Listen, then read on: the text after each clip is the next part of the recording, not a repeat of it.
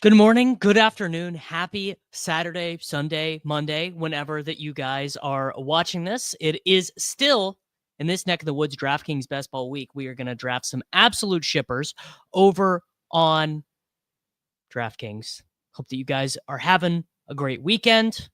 Let's vibe. It's Short King Summer, dude. It just feels like no one in fantasy sports ever learns anything. Does he mistime it, or is Brock Bowers just a grown man? Brock Bowers is just a grown man. Dare I say, Rich, football might be back. In the words of Lane Johnson, this offense looks constipated. It's Short King Summer. All right, GM, everyone. GM, Mr. Greek Freak. GM, Joey. GM, Crander. GM, Matt. If I remember correctly, I don't think that I couldn't stand your team. I think that your team, I think your team was fine. If I remember correctly, I think you had a weird positional allocation yesterday on the program, and that's okay, man. I draft a lot of teams that other people would say are unwise at best. So it's okay, brother. Just remember, I'm just a guy on the internet who's got opinions, some of them good, some of them bad. And that's all right, man. What do we got going on this Saturday morning?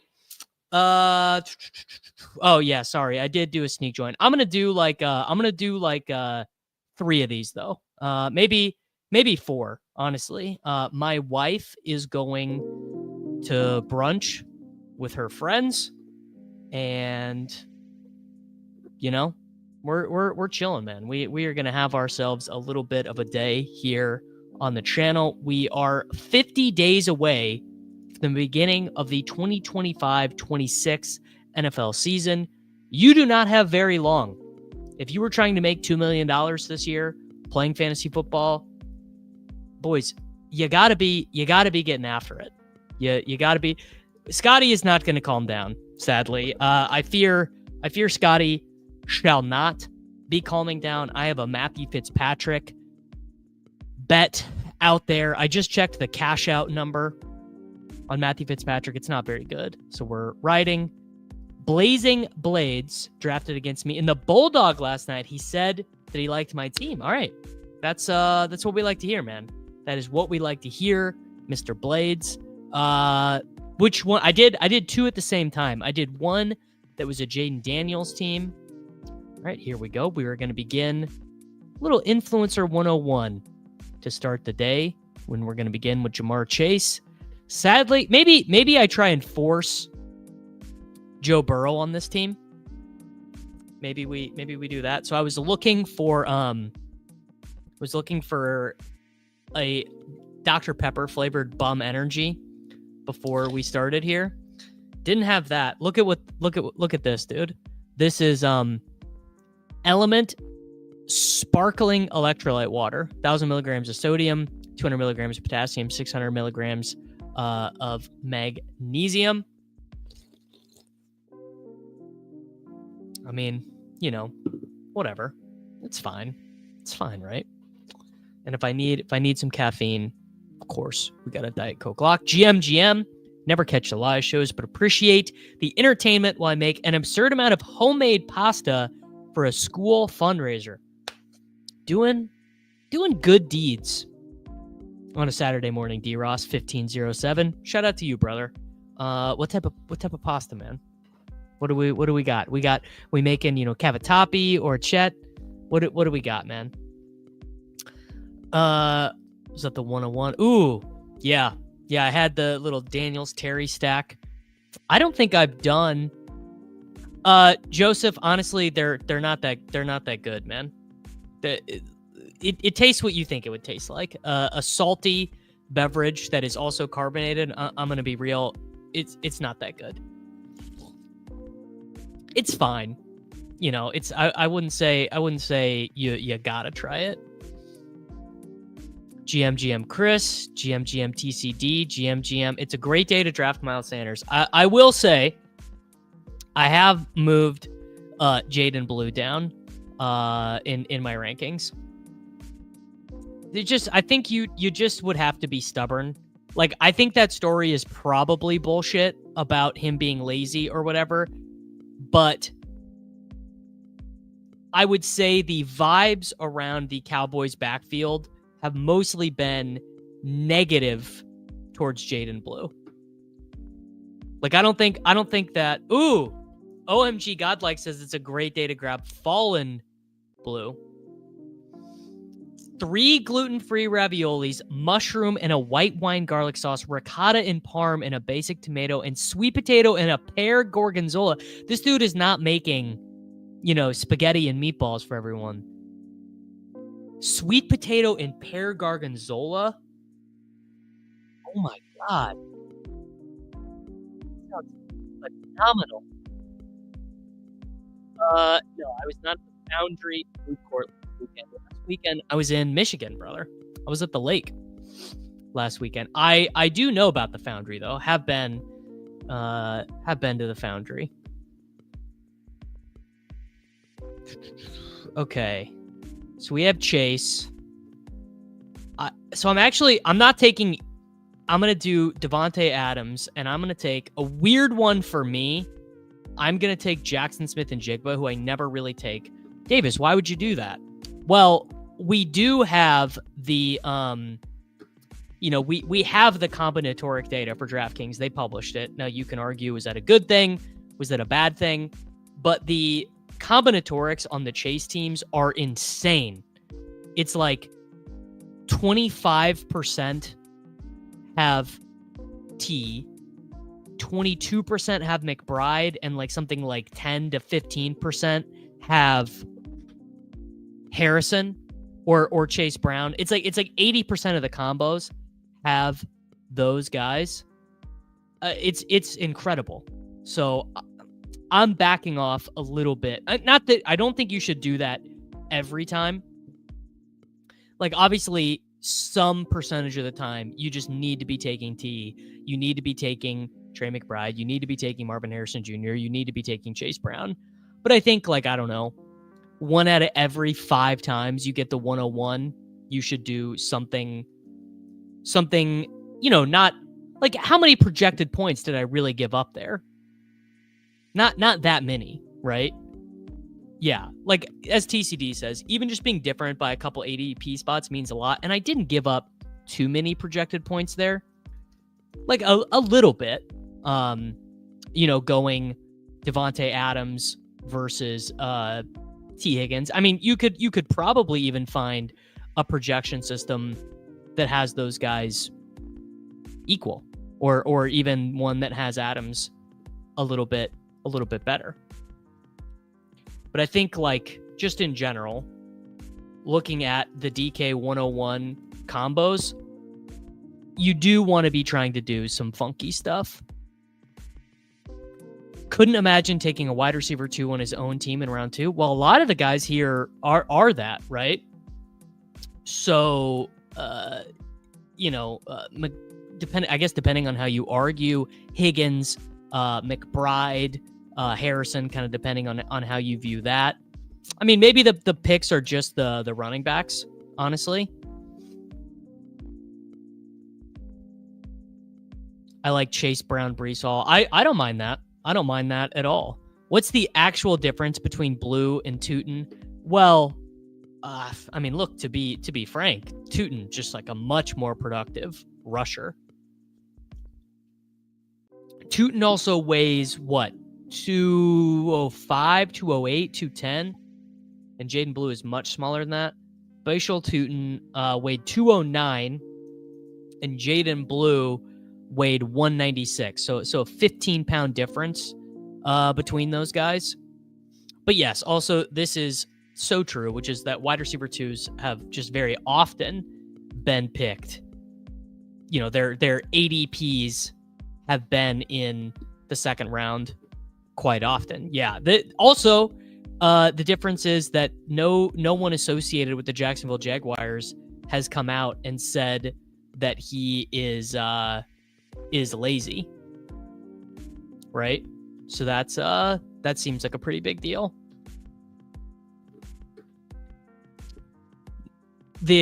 So I guess the annoying thing about this build is we're probably kind of typecasting ourselves into a 0 running back build that I actually don't love on DraftKings. You would think on DraftKings full PPR, you'd want to be doing it a little bit more. But running backs who catch passes are so valuable on DraftKings. And there's a real, like, when you get to this next tier, so if I don't take a running back here at 412, or damn, Kamara was the one that I wanted. Ship my money, my GOAT, Adam Scher, one of my boys over at runthesims.com. If I sort by, you know what? We took JSN. Let's take Ken Walker. And then after taking Walker, what do you guys think? You know what? I do like none of that build. Let's pull Walker and Hubbard up. There's very likely to be wide receivers we like at the next spots. We have Chase, Adams, JSN, Walker, and Hubbard. Now, Hubbard is not a pass catcher. Walker actually really did expand his pass catching role last year, particularly in the couple games before he got injured. Kind of easy to forget the sequencing of how things went in the season, but I mean, he came back from being injured. 5 targets, 8 targets, 8 targets. I would assume, looking at his game logs, that is the first time he'd ever gotten that degree of targets in a game. Let's sort. Yeah, the only 8 target games that he ever had. Actually, weirdly enough, he had one in 2022, but he had 4 8 target games in 2024. I think that it seems Walker is maybe a smidgen undervalued, actually, on DraftKings, because I think we've kind of all typecast that role for Zach Charbonnet. But I wonder if the reason why Charbs' role increased last year was because Walker was injured, right? Walker was like a game time decision. He was banged up for a lot of those games. So, I didn't know this. Ken Walker does content. What is Kenneth Walker's content? Does he do like a YouTube channel, or is he like an Instagram guy? I did not know that Kenneth Walker did content creation. Also, to be fair, Kenneth Walker has been injured quite often in his career. Played banged up, for sort of all of last year. He said he almost quit football. Well, that I don't really care that much about. Michael is currently 88th place in the DK Golf Millie, 18 points behind first. What's your team, bro? What's our sweat? My team, my best team sadly had what's his name? Had Adam Scott on it, 9 over par. I'm not imagining much of, if any, of a role for Damian Martinez in year one. In fact, I would say he's probably not even a lock to make the team, because they have Kenny McIntosh, who was on the team last year, and George Halani. And if I remember correctly, I think McIntosh was a pretty good special teamer. That could be, let me fact check myself there. Yeah, McIntosh has actually been on the team for 2 seasons. And last season, Kenny McIntosh played, actually weird. He played a ton of special teams. He played 33% of the special team stuff for them last year. Yes, Mr. Rabona King. Canine ankle already bothering him. Well, to quote Saul Goodman, gutless Adam Scott. No, I think this is quite bad to handcuff Charbonnet and Walker together. They're just too expensive. I like taking them each separately. If I'm thinking of handcuffing guys, like, I think backfields where you can get away with that, it's like Austin Eckler and Brian Robinson. I think you could do DeAndre Swift and Roshan Johnson. I think that you could do, Joe Mixon and Nick Chubb. You could do, I don't know, Jonathan Taylor and DJ Giddens. Some stuff like that, but it needs to be a smidgen cheaper, I think, for that to be optimal.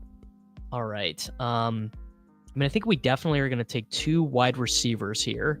Potentially take Pacheco. So we missed out on Burrow. We have Stafford. We have Darnold. Let's take, you know what? Let's take Diggs to set up May.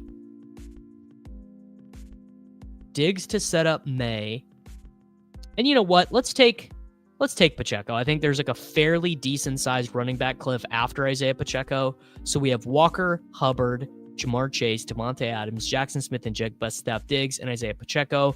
So at the next turn, we're going to see what the quarterback landscape is. I would have liked to have gotten Jennings there. It looks like Jennings went to pick before. Yeah, I don't think Jets running backs can work taking 2. I think taking 3 is bad. Yeah, all 3 I think is poor. Is Darnold better than Geno? My vote would be no. My vote would be that Darnold is not better than Geno. What do you guys think on that? I don't know. Let's go. What backfields can you handcuff in best ball? I think let's just go through this. All right, the definitive list of ones I think you can. I think you can definitely do the Eagles. I don't know if you should, but you can. You definitely can do Barkley and Shipley. You definitely can do CMC and Guerrero. I would not do Genti and Mostert because I'm not that confident that Mostert is in fact the running back too. Maybe I'm wrong about that. I think you can do A-Chain and Wright. I think that you can do Bucky and Rashad. I think you could do, all right, hot take. I think you can do Hubbard and Trevor Etienne. Incredible hot take there, but I think you can do that because I like Etienne's ability to be a breakout in the back half of the season. Ever since I had that conversation with Gretsch, I've liked that a good bit. All right, here, controversial one. RJ Harvey and J.K. Dobbins. Dobbins is getting a little bit more expensive. Harvey is getting a little bit less expensive.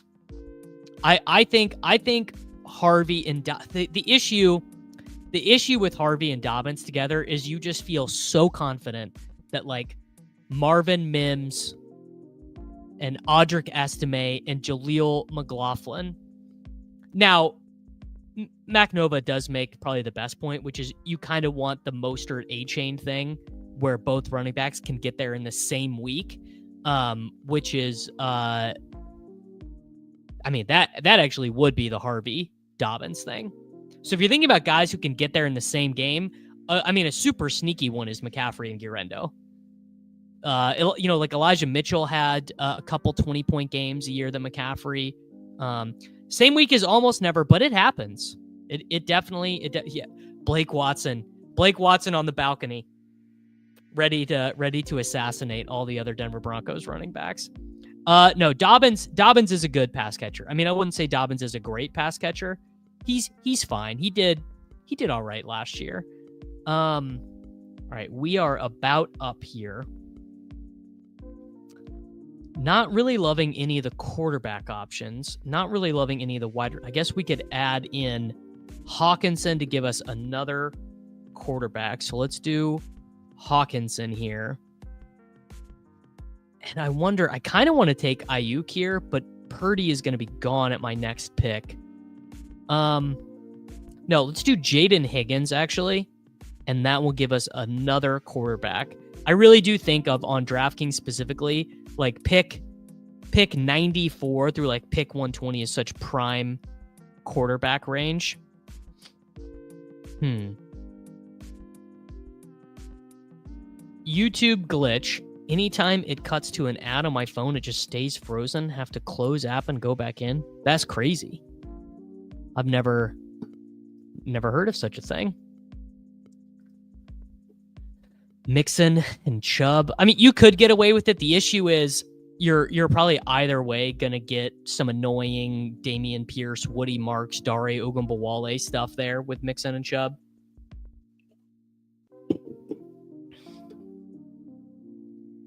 Oh. Yeah, I wonder that sounds like YouTube just updated their app type thing to me. Could be wrong.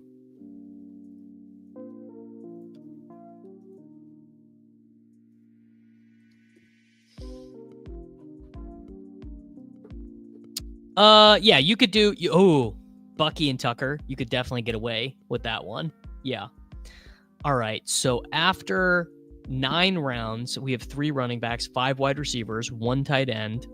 We have 2 Seattle Seahawks players, so we certainly are going to need to take Darnold. We got Stafford left to take. We could maybe take McCarthy if he gets around.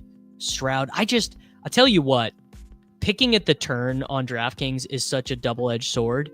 You get some awesome falling values. Like, you will always get some awesome falling values, but you really have to reach for quarterbacks. You get absolutely spiked reaching for quarterbacks. Well, or not reaching for them, right? If you don't reach for a quarterback, then you're kind of left picking up what is available, and what is available is oftentimes not nice. Yeah. Yeah, Ball's life. I told you, brother. I mean, if Gary Brecka has helped you out and has you lifting weights and whatever, then so be it. But I don't think of Gary Brecka as a guy to listen to for like health and wellness stuff. But that's just my opinion. You know, what do I know? Okay. Damn. Okay. McCarthy goes at 112.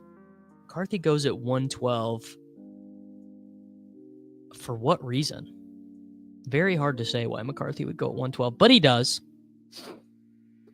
Yeah. Lane Norton. I would say Lane Norton is probably the best if you really are just looking for absolutely no nonsense, super straightforward, gonna tell it like it is with evidence-based stuff. Lane Norton is going to give you a lot of really good information. Yeah, unstacked McCarthy is disgusting. And if you're doing unstacked McCarthy with like Ty Felton or Jalen Naylor, brutal. Oh, I absolutely agree with this. Couldn't really agree more with Mac Nova here. Jordan Love is the best backstack quarterback because you have 3 guys that you can get with like 100% clip. Because you can get Dubs, you can get Wicks, and you can get Marshawn Lloyd. And if you really are feeling fancy, you can take Savion Williams. All right, little bit of DraftKings run good there. We're gonna select Drake May, and we could do Stroud. I'm gonna go fancy play syndrome here. I'm not gonna do Stroud. And I'm going to take Rashid Shaheed. Davis, why would you take Rashid Shaheed? Well, I don't love CJ Stroud for fantasy. Like, I think CJ Stroud is fine. I think his rushing upside, obviously really low. But now we have got set up my boy Tyler Shuck. Obviously, we can take Anthony Richardson. I almost took, what's his name? Why am I? I almost took Tyler Warren to set up a little bit of AD Mitchell. Yes, Drake May also really good, but Love I think is the best. I mean, I think it's inarguable that Jordan Love, and you can also tell yourself a story in which Jordan Love is what could Jordan Love be the 8th highest scoring fantasy quarterback? I think that Jordan Love could be the 8th highest scoring fantasy quarterback. And he could be he could also bring along Wicks and Dubs with him without Jayden Reed and Matthew Golden coming along. Totally possible. I know you got your Worthy shares. What are your Rice shares? So I have on Underdog 11% of Rashee Rice and 18% of Xavier Worthy. No. So my Underdog sponsorship now is a non-exclusive sponsorship. So we changed the terms of my deal over on Underdog Fantasy, which is fine. Game is the game. Business is business. No hard feelings there. But now I can do partnerships with DraftKings, with Drafters, with Fast Draft, with other sports books. I could do one with FanDuel or one of these new sites like Profit X or whatever. Without looking, do you know how many points Adam Thielen scored in Week 17 last year? I believe it's 24.9. I believe it's 24.9 last year for Adam Thielen. Yes, I also bet on Justin Rose to win this tournament. Don't think that he's going to be winning. 26 for Thielen. More than 24.9. All right. I know that he was in the winning lineup on Underdog, I believe, with El Gru 50. Adam Thielen last year in Week 17 against Tampa Bay went 5 for 110 and 2. So that is 12 plus 11 plus 2.5. Pretty good. Pretty good. Adam Thielen, man. He's certainly a very good click in PPR. All right, what are we gonna do? Honestly, is that Works WORX? I mean, I think a lot of the concerns that people have about Barkley are the same ones from last year, but then also added up on a season where he had 480 touches, which is not to say that you shouldn't take him, not to say he's bad or anything like that, but I do understand the concerns. GM Matthew, it's a great day to draft, brother. It really is. All right, now we definitely need. Oh, okay. Well, this is easy. So I'm gonna take Dylan Sampson with one of these picks. Now I have to decide: do I take Darnold here? And I think the answer is yes. I will just be too tilted to not get him. So I'm going to take Darnold. Would you guys have taken Darnold there? Darnold's ADP is 162. I took him at 145. It would have been past ADP at my next picks, but I already had the two Seahawks players. I think that was probably optimal. We are at Drake May, Ken Walker, Chuba Hubbard, Jamar Chase, Devontae Adams, Jackson Smith-Njigba, TJ Hawkinson, Stephon Diggs, Isaiah Pacheco, Jayden Higgins, Rashid Shaheed, Dylan Sampson, and Sam Darnold. I think Darnold was the right pick there. Is non-exclusive better? Really depends on your perspective. Obviously exclusivity comes with a little bit of financial security. But I just have more opportunities, right? I would have had to have said no to this DraftKings Best Ball deal had I still been exclusive with Underdog. So it's a little bit, little bit of column A, a little bit of column B there. I think my team is much better without CJ Stroud. I think the 2v2, what would the 2v2 be? CJ Stroud and Quentin Johnston, or Rashid Shaheed and Sam Darnold, Nick. I think this is I think I did the optimal thing. Passing on Tootin after ADP. That's a no-no. 0% Darnold. I mean, look, are you wrong to do 0% Darnold? I don't think so. I think there is a large element of crash and burn for Sam Darnold. Is that going to surprise anyone? Like, I don't know. Darnold is probably not even. There's probably not even I would say it's like minus 110 both ways that Darnold doesn't finish the season.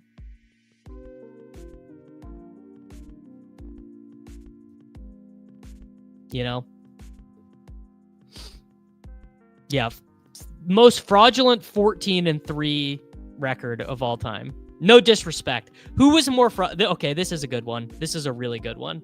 More fraudulent team. The 14-3 2024 Minnesota Vikings or the 13-4 2022 Minnesota Vikings? Which one was more or less fraudulent? Yes, I have checked out the Brandon Thorne offensive line rankings. I don't have them memorized, but I did check them out. Yeah, 22 was more. They had a negative point differential, so they were definitely more fraudulent. All right, this absolutely worked out. Nick, you're tripping, man. I absolutely did the right thing here. So we take Demario Douglas with the first pick here, and then we take Mike Gesicki for the teammate correlation. We are cakewalking through this draft. This one is a real shipper. Yeah, Samson 200 teams are looking really, really strong. Vikings fan, more fraudulent was 22, but just due to those crazy close games. That's true. Well, the issue with having Sam Darnold on your 14-3 team is that Sam Darnold is your quarterback. So Sam Darnold is your quarterback, which means you've always got a seeing ghost games. Reflect the Sun. I'm probably more of a Jalen Milroe guy than you are. I've yet to take Milroe in a non-super flex draft. I have been taking a lot of Milroe in super flex stuff on Underdog, though. Man, this is just not very good. It's not very good. It's fine. I need the electrolytes, but it's not very good. Oh man, wait till you guys hear what I did this morning. So I went and worked out this morning. I walked the dog, worked out, and then we took our dog to a private dog park. Like a guy just like owns some land that has some water and some trails and everything on it. And it basically like an interview. Like your dog has to come and meet all the other dogs to get like a pass. Like you can't just sign up any dog. It's very funny. Like literally just took my dog to to a job interview. Do you prefer Geno or Dart in a Neighbors Bower start? I mean, definitely Geno. I think Geno by a lot. Actually, here's I don't know, maybe this is a hot take, maybe it's not. Geno Smith is the late round QB this year. I think there is a good chance that Geno Smith ends up being the highest advance rate quarterback in best ball. Like Geno finishes like quarterback 11, quarterback 12, has some huge spikes. You know, Brock Bowers has 17 receiving touchdowns. I think that's really like, I would bet on that. Honestly, I really would. All right, so we need one running back here. All right, where is This Is Fine? Because we're about to take his boy. We're about to take his boy Miles Sanders, assuming smoking AJ 5280 doesn't take him.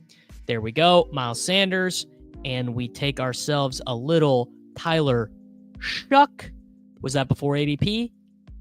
Yes, it was before ADP. But as I mentioned yesterday, streaming with Karain and Neil,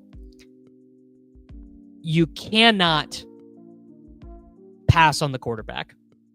You absolutely on DraftKings, and this is actually even true on Underdog as well. You don't pass on the quarterback. You're sitting there, round 15, round 16, round 17, round 18.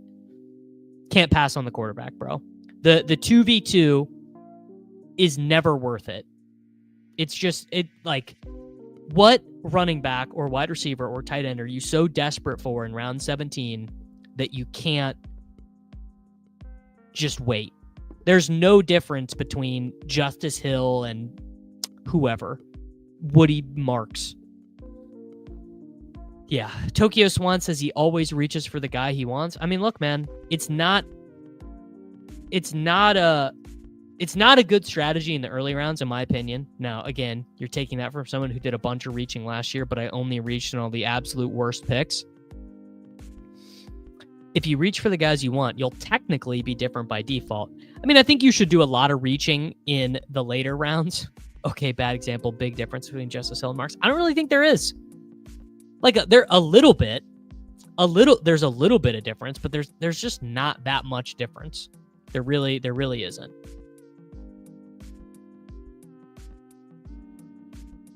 Like, in terms of, okay, all right, famous line. Let's pull up the projections. 2025 Mike Clay NFL projections.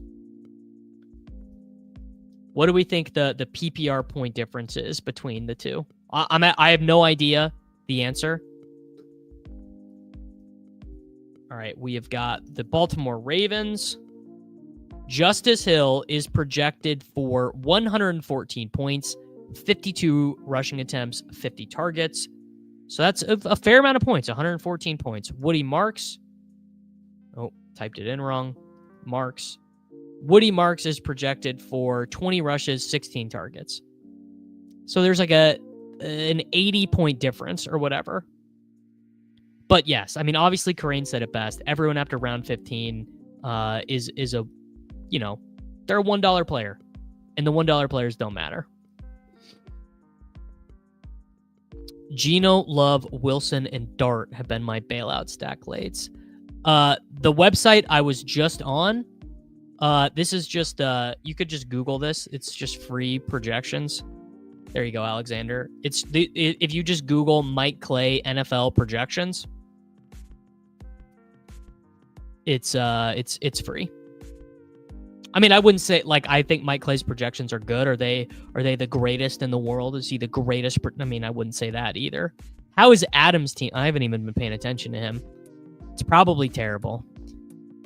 I'm worried about his running backs. It's fine though. It's not a bad team. Artie, I mean, you're probably right. Shuck is pretty live to get benched. All right. Did we get Juwan Johnson back? We did not. We did not get Juwan Johnson back. But we could take Jatavian Sanders. That's fine. We need a running back. Brashard Smith fit me like an absolute glove. So we have one pick left. We've got a 3-6-7-3. We have got Drake May, Ken Walker, Chuba Hubbard, Jamar Chase, Devontae Adams, Jackson Smith-Njigba, TJ Hawkinson, Steph Diggs, Isaiah Pacheco, Jaden Higgins, Shaheed with Shuck, Dylan Sampson, Darnold with JSN and Walker, Douglas with May, Mike Gesicki with Jamar Chase, Miles Sanders, Tyler Shuck, Jatavian Sanders, and Brashard Smith. So there we go. We're chilling, dude. Oh, just totally messed up the size of my window there. Yes, these are quite good. Good shout out to Jake Seeley. Jake Seeley has a projections template that has his projections, but you can easily adjust and create your own projections. They are. I like this sheet that Jake has. It's pretty cool. So shout out to him. I'm a fan. Oh, Ward Chig rookie. Yes. You know what? That's actually better. This is actually, I've been trying to take, I think I took Cam Ward on both of the Bulldog teams that I did last night. I'm very into Ward late. Michael, I think that I agree with Nick, which is that Milroe is just really unlikely to separate from the quarterback field enough in a given week. Like Richardson is just a much better pick than Ward. In my opinion, I would much rather have Anthony Richardson, even with the difference in projected ownership. Bro, what if Gunnar Helm gets hot late? You never know, dude. Dude, what if Gunnar Helm gets hot late? Possible. Not going to say probable, but it is possible. Hey, man, people forget Gunnar Helm is a dog. All right, who are we taking with our final pick, boys? Final pick. We need a wide receiver. We have a 3-6-7-3. Our quarterbacks are Drake May, Tyler Shuck, and Sam Darnold. Who are we taking for our final receiver here?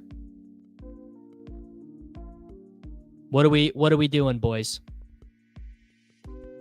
Give me a wide receiver. We could do MVS, we could do Horton, we could do Ricky White. I know my boy, he's not here. I don't know where he's at, but Twan is not here. But he would tell me to take Torrey Horton or MVS, honestly. You guys tell me. What are we doing, boys? Jalen Lane, Mostert. Ooh, Jalen Royals. All right. Ooh, Keandre Lambert-Smith. Okay, his Royals might be gone. Royals is gone. All right. This was the funniest answer. Funniest answer wins. I don't think I have Rondale Moore ranked. I do have Rondale Moore ranked. That, honestly, unintentional. I literally... Ooh, Alec. Okay, this is probably the best one. He's gone. I think my boy Dilutomsky. I think he's gonna win because that was the funniest name. Keandre Lambert-Smith. How about it? Round 20. Super slappy. Sometimes you got to slap it up, brother. All right. This team was Jayden Higgins, Rashid Shaheed, Dylan Sampson, Sam Darnold, Demario Douglas, Mike Gesicki, Miles Sanders, Tyler Shuck, Jatavian Sanders, Brashard Smith, Keandre Lambert-Smith. Get ready to learn Keenan Allen. Buddy, I think Keenan Allen has learned himself. Joey.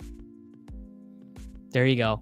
I bet Keandre Lambert-Smith had 0 games with 100 yards and 2 touchdowns in college. I'm going to go hop into another one. See you guys in the lobby if you want to join. Bang, bang, bada bing, bada boom. Hop on in, fellas.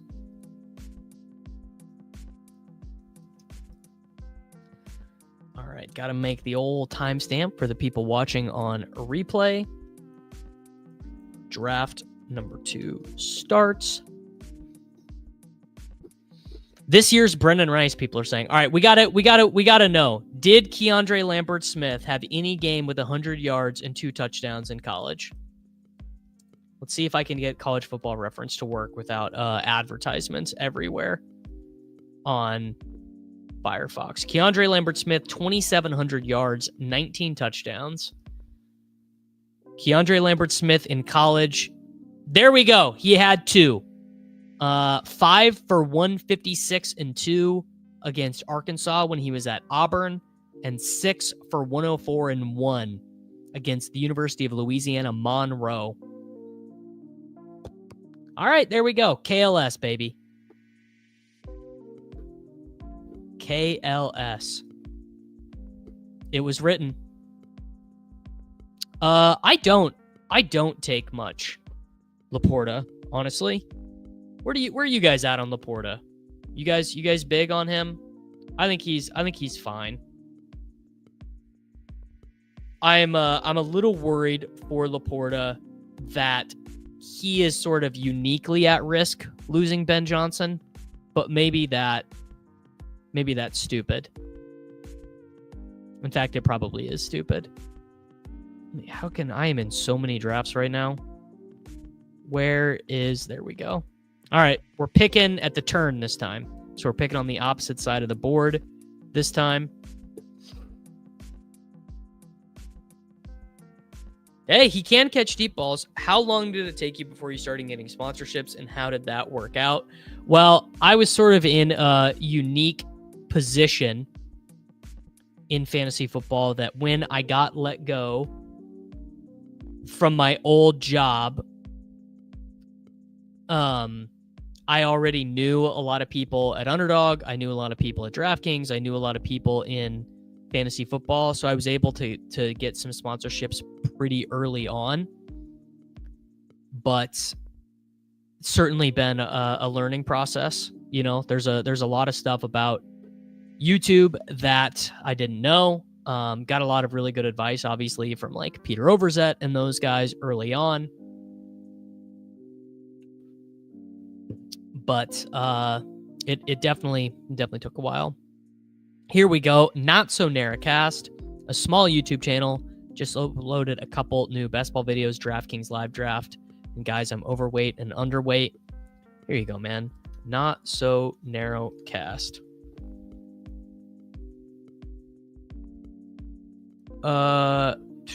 Here you go, guys. Check it out. There's his YouTube channel.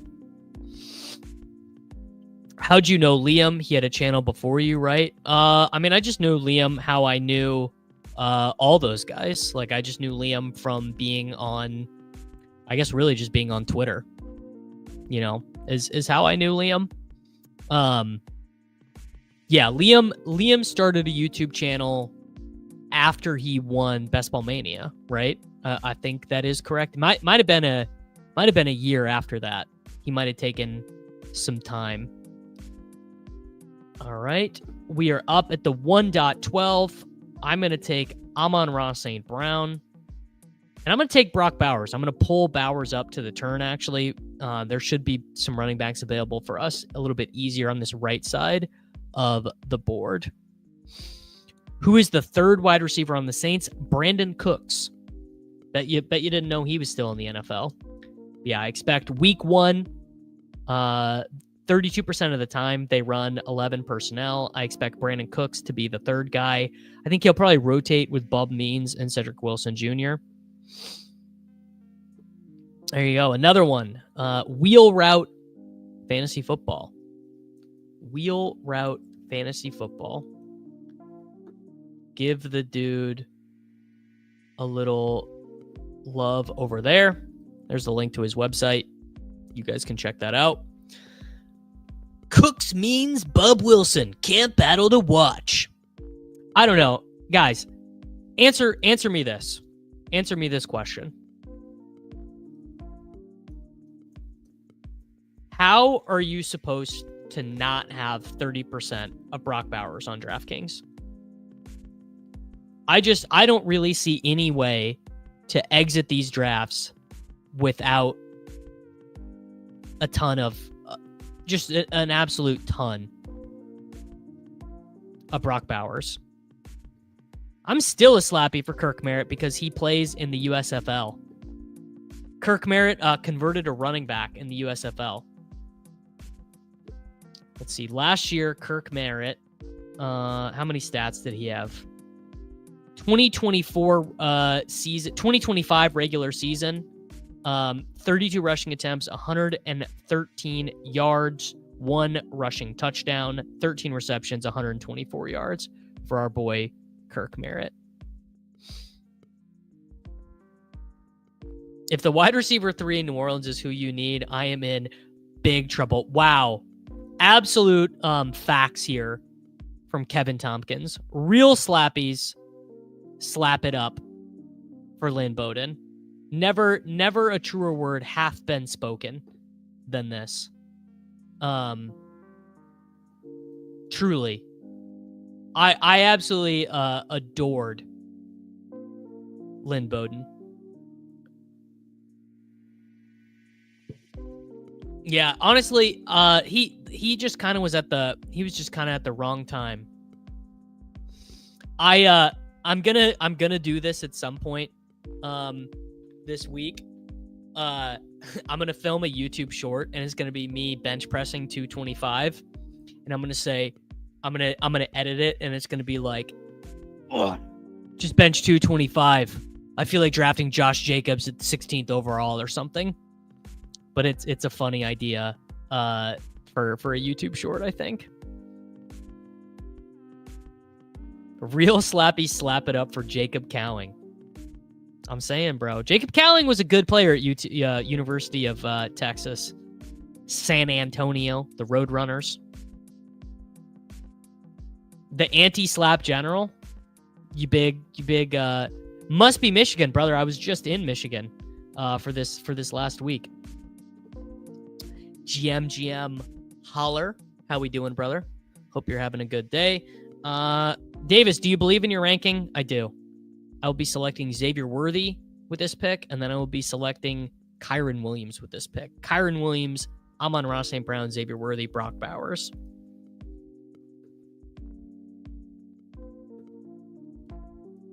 Well, how is Pearsall throwing with Brock in the offseason when his hamstring is busted, bro? Answer me, riddle me that. Riddle me that. DPJ. Whew. I remember Donovan Peoples-Jones. A hole in my brain just filled. Have a new coworker named Lynn Bowen and could never know why it sounded so familiar. I went to Lake Michigan with my family. We had an Airbnb. To Mark Robinson. People are saying it more and more. Kyron over Brees and PPR is at an 8.3% thing. Really, it's just I don't take the same guy every time thing. I actually, honestly, I have no idea what my DraftKings exposures are. I don't have a single clue what my DraftKings exposures are because you can't see it all nice and clean in the app anymore, I don't think. Oh, maybe you can. MLB, NFL. All right, here we go. These are reasonable. I've got 30% Worthy, 29% Brashard Smith, 27% Harvey, 23% Bowers, 23% Guerrero. So these are relatively in control. Yes, on the app you have to be like in a DFS contest. All right, I need to address something serious here, which is Rashee Rice. Where should we be taking Rashee Rice right now? Here's the deal. It's pretty likely that Rashee is terrible at the 3-4 turn. Like, to take Rashee Rice over Mike Evans, over DK Metcalf, over Tet, over JMO, I think is really bad. I think I need to move him further back in my rankings. But once you get into this next range, once you get into Smith, Pickens, Sutton, Waddle, Ridley, Flowers, Hunter, then I think you can start making a very convincing argument that 10 games of Rashee Rice, 11 games of Rashee Rice is totally worth it there. The thing is that it doesn't sound like Rashee Rice is going to be suspended 6 games. It sounds, Matt Derrick, who is a Chiefs beat writer, said 2 to 4 games sounds like the most likely thing. Now, maybe that's wrong. Maybe that is a lie.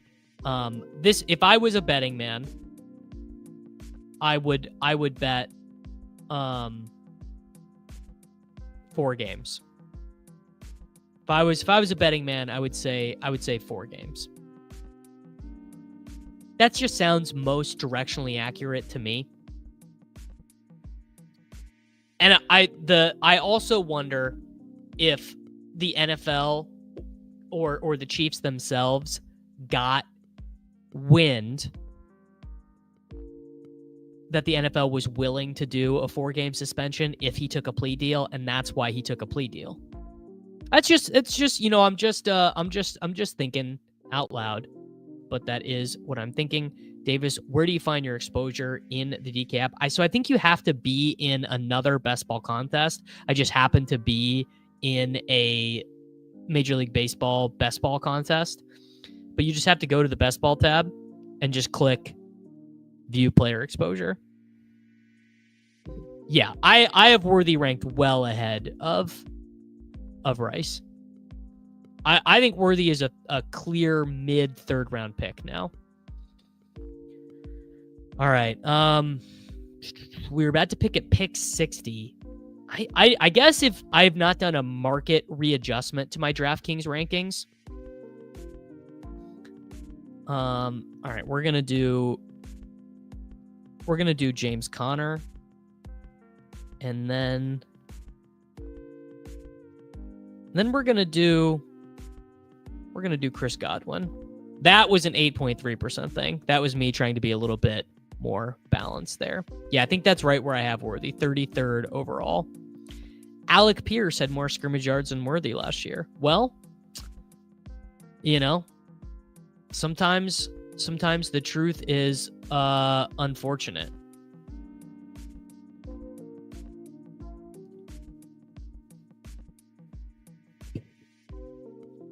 Truth serum, I think it's definitely Worthy. Worthy is I just think that Xavier Worthy can probably be the leading target earner on a good team. I'm not 100% confident that Jameson Williams could be the leading target earner on a good team. And I think it was Chad, my boy, Brandel's Candles. If you know, you know. Chad made a really good point, which is that if you're out Rice 4 games, 5 games, 6 games, 7 games, 8 games, and you want to win a Super Bowl, which is what the whole Chiefs organization is all about, don't you just build the whole plane out of Xavier Worthy? Don't you say, hey, man, it's all you. If you are not a good wide receiver, we are not a good football team. So we got to put a lot on your plate. And that, of course, can Mahomes just connect with Worthy? How about, instead of 5, Josh, how about we just get more than 1? Because in the regular season, that was it. In the regular season, we got the 1 deep ball against the Chargers after Rashee Rice had already died. And then it waited again into the playoffs. But he just kept missing them. Now, I need some boots on the ground here. My boy Samuel Grant was just at Chipotle in Chicago, and he said they're offering eggs now. Are you guys hip to that? Do you guys know about that? Eggs at Chipotle? That would go so hard. Being able to put a little bit of egg in your Chipotle. You could have if you got the right bowl, you could get 100 grams of protein in a Chipotle bowl. Oh no, man. Did you really just hit me with that? You really just hit me with a frickin' Oh, Chicken Nugget just hit me with a Rise of Skywalker meme. They fly now?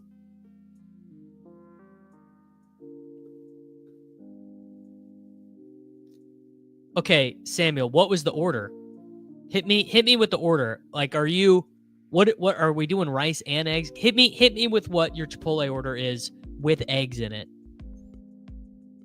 I feel like I am a top 1% Chipotle customer, and I've not heard it. Let me check my app, because I think I've not eaten yet today.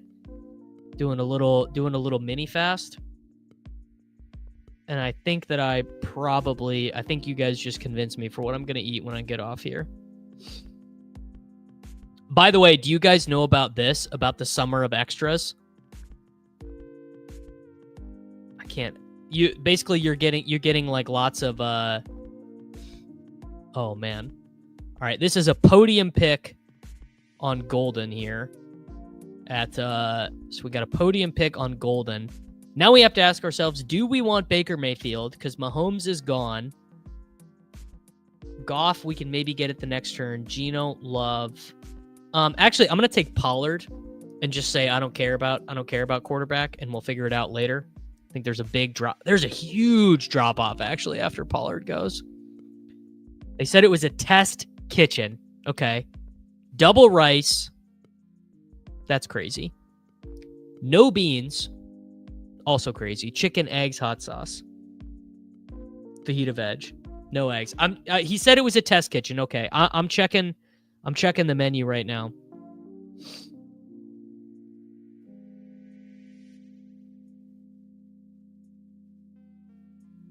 All right. Silva and Levitan are big on Jayden Reed versus Golden. All right, let's have this out right now. Jayden Reed versus Matthew Golden. I'm on Golden for a couple reasons. First reason being first round pick. I mean, it's really, to me, I think, honestly, it's that similar. Like, at the end of the day, all these other Packers wide receivers, less involved, less meaningful. Now, is Jayden Reed a better player than Matthew Golden? I would actually argue that it is very clear that Jayden Reed is a better player than Golden. This is what I am concerned about for Jayden Reed.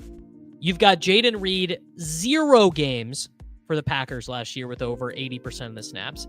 You have 5 games over 70% of the snaps. You have more games with less than 60% of the snaps than over. You have 1 game with more than 6 targets. I mean, look, Jayden Reed is awesome, and I take Jayden Reed a lot, but Golden has so much ceiling. Yes, chicken nugget. He shoots. He scores. We did the Jayden Reed everything. Every week we got burned. I think you can do the what is it? The Jedi bell curve meme. You could take Jayden Reed, and I think you should take Jayden Reed some. But how about you just take the guy that just got drafted in the first round of the NFL draft? Reed is going to have some big weeks. I mean, don't get me wrong.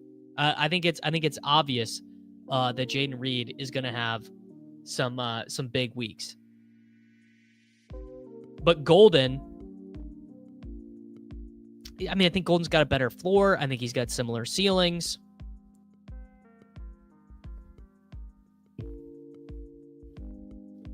Well, I mean, it's just this is like it's the Kyle Pitts problem for Jayden Reed, you know, where if you're not on the field for obvious running situations, you just can't be on the field for a lot of plays, and not every obvious situation, quote unquote, turns into a running play. A lot of goal line plays and stuff, you're just gonna miss. And that is the fact of the matter. I think that Golden was a very polarizing prospect, but he, of all the rookie wide receivers, I mean, really other than Tet McMillan, landed in a spot where it is so obvious that he has a bunch of targets. Back-to-back comments. Would you be stunned if Wicks is starting over week 1 over Golden? Stunned. And then Holler says, what if Wicks just catches the ball this year? I would also be stunned. Both of those things would be uniquely stunning to me. Never say never. In fact, I just checked my exposures, and Dontavian Wicks is my 6th most drafted player on DraftKings. All right, well, we played the quarterback game, and we got beat. Man, oh man. Okay, I'm going to take Justin Herbert because he's backstackable. So we're going to take Justin Herbert. And maybe I just do take Love. This is a brutal part of the draft, man. This is just I'm playing bad. You guys are seeing me play bad right here. All right, I'm going to take Tyler Warren. I got confused there. Gosh, you hate to see it, man. Ugh. This you're so right. I just take Love. Just take Love. Yeah. It's a horrible dead zone spot. What do you do there? What do you do? That was tough. That was tough right there from me. It was bad. It was a bad decision. And it was I was pre-panicking. I was a panicking there.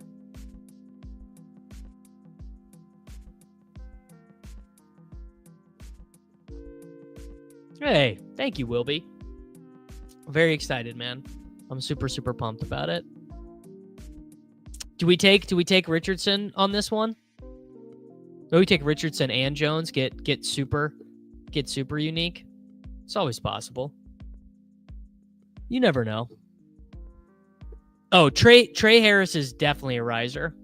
I've been taking a ton. Yeah, honestly, truer words have never been spoken, Nick. You gotta just get your quarterbacks. Thank you, Mr. Wheel Route Fantasy Football. Panickin' Skywalker. That's a good bit. I like that a lot. Panickin' Skywalker. All right. I can't believe the dude just hit me with the Rise of Skywalker meme. Crazy, crazy stuff, bro. Salted Cod, GM to you, sir. Hope you're having a great day. By the way, no one wanted to watch the Travis Hunter video on the channel. No views on the Travis Hunter video. Might need to readjust the Saturday morning video strategies. DK move, not permanent. It's just for best ball week. Salted Cod. Although I'm open to like if people in the chat want to like if we're here, we're all hanging out and everyone wants to do DK drafts, I'm happy to do it. Odds on fat Keenan team or retire. If you made me bet it today, I would say Keenan is a Charger. I mean, I would say it's probably a Charger. Charger followed by retirement, followed by Chicago Bears.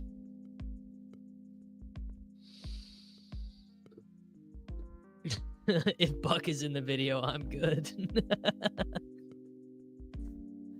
Have you thought on how you plan to introduce your child to Star Wars? Well, I have introduced I've introduced my nephews to Star Wars toys. Haven't watched the movies with them yet, but I obviously, I mean, is there a feeling that is going to get hit harder than watching A New Hope with your kid? That's got to hit so hard, dude. That's got to be unreal. All right. Yes, yeah, I'm drafting on the NFC on Tuesday afternoon. Any of you guys who want to hit that league can join. Well, I guess I should have just taken Caleb Williams. We're going to take Luther Burden with this pick. And then we could take Najee. We could take... Actually, we're just going to take Tootin. You know what? Live a little. We're going to figure out a quarterback later. Burden and Tootin. No, I don't have a child. I am expecting a child in November. So I'll tell you this about firing bullets on DK. The thing about the 1,000-person final is, at the end of the day, man, first of all, Charlie, you know what it's like being in a final. What's going to happen is going to happen. There are only 3 Star Wars movies. The prequels are not bad, man. Yeah, I think starting them on the toys is big. Make sure your nevers are old enough to appreciate Natalie Portman in the prequels.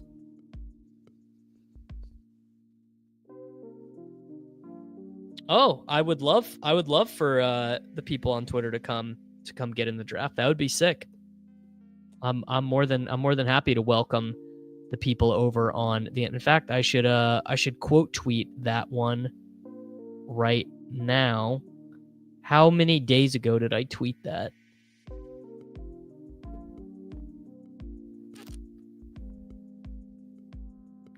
Yeah, because it's a beat Davis Maddock league. I'm gonna be doing a bunch of these.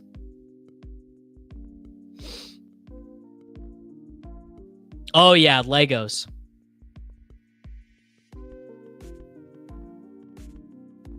3-entry $100 tournament. Yeah, DraftKings has like a bunch of different styles of contest, which I think is cool. Gosh, how long ago did I tweet this, bro?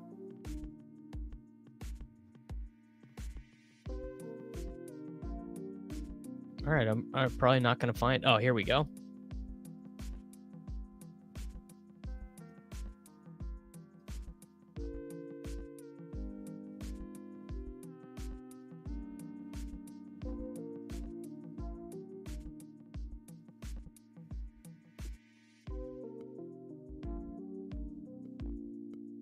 Top 400 in DK finals is break even if you max it.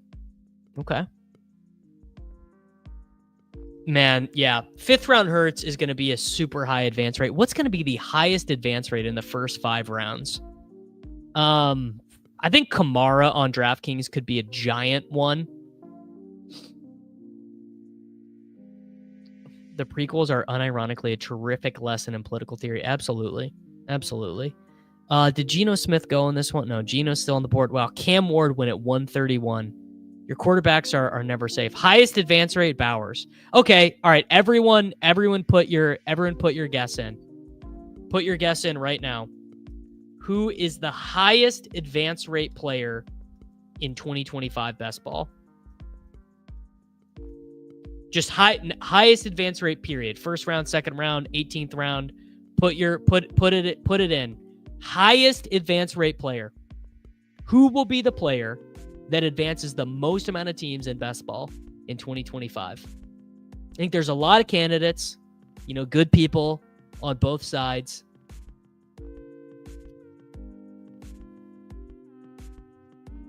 I think it's more likely than last year that it ends up being a later player. Oh, this is disgusting. No one look at me. No one look at what's about to happen, dude. I got to take these quarterbacks. I'm totally dead at quarterback. Oh, that was painful, man. That was painful. All right, my vote. Yeah, avert your eyes for that one. My vote for highest advance rate player in the 2025 season is Caleb Johnson. I think it's Caleb Johnson. I think Caleb Johnson is going to average about 14.5 to 15 points per game. I think he goes next to a bunch of guys who are not going to kill you. Addison, Laporta, Diggs, Mahomes, Myers, Down, Shakir, Pearsall, Kelsey, Igbuka, Golden, who I do like, obviously. I think that there are going to be some huge disappointments amongst early round running backs. Could be A-Chain, could be Bucky, could be Genty, Jonathan Taylor with the injury stuff. Josh Jacobs doesn't really catch passes. Chase Brown was not efficient as a starter. That plays into it. And I think that he has just an insanely high ceiling, assuming that he is able to retain a bunch of the goal line work or get a bunch of the goal line work.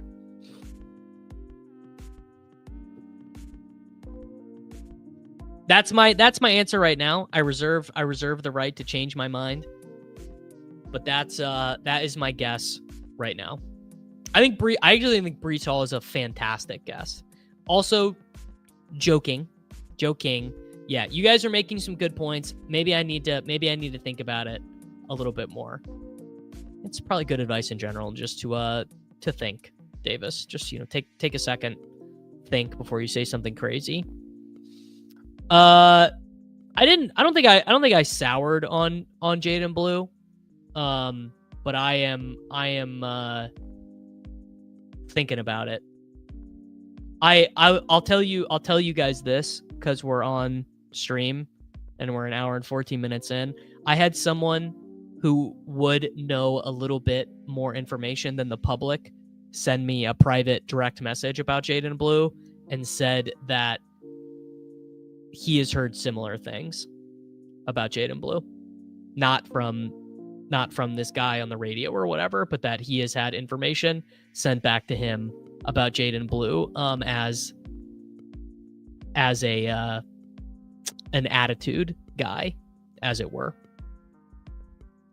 So it gave me pause. Gave me pause thinking about Jayden Blue.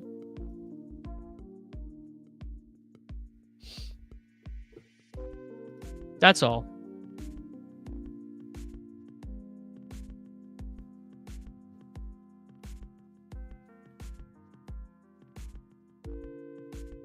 Yeah. Now, granted, there's so much uncertainty in that backfield, and I still think Jayden Blue is like pretty clearly the... I gotta make these picks here real quick. This team kind of got away from me, honestly. Let's see. I took Tyler Warren. Let's take Daniel Jones. Gosh, this went south, man. We'll take Jalen Noel. Like, I think it's possible that Jayden Blue could have an attitude problem and still end up being the best running back on the team.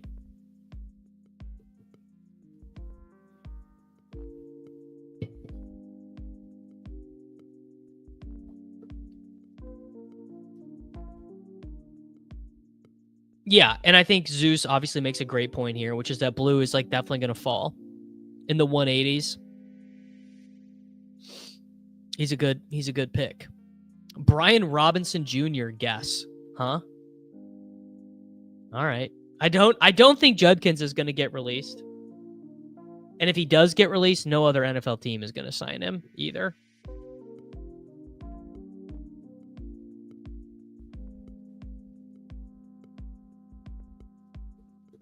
RBs that don't pick up the blitz well don't see the field. I mean, I'm going to guess this is not true. It's just one of those things that I think people say. It could be. Let's look up Jayden Blue's pass protecting stuff at Texas. Not that I have any, like, I don't know how to scout this stuff. Jayden Blue 2024 NCAA pass blocking. Jayden Blue got 32 pass block reps, 266 passing snaps. He allowed 2 sacks. He allowed 1 hurry. His efficiency was 91.7%. I mean, not great. It's definitely not great. I mean, Ramondre could be one of the... Not Ramondre. Tootin could end up being a massive riser if we get bad stuff on ETN, obviously. Yeah.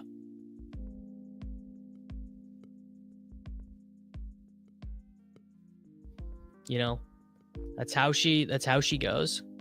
I think if I remember right, the Caleb Johnson pass blocking stuff is pretty good. I could be making that up. Caleb Johnson had 38 pass blocking snaps. He allowed 0 sacks, 1 hit, 1 hurry, 97.2% efficiency. Honestly, it's hard for me to say if that's any good. I mean, I think Miles Sanders is pretty washed, but I still take him. If I haven't done a DraftKings best ball, anything different from UD, or can I just jump right in?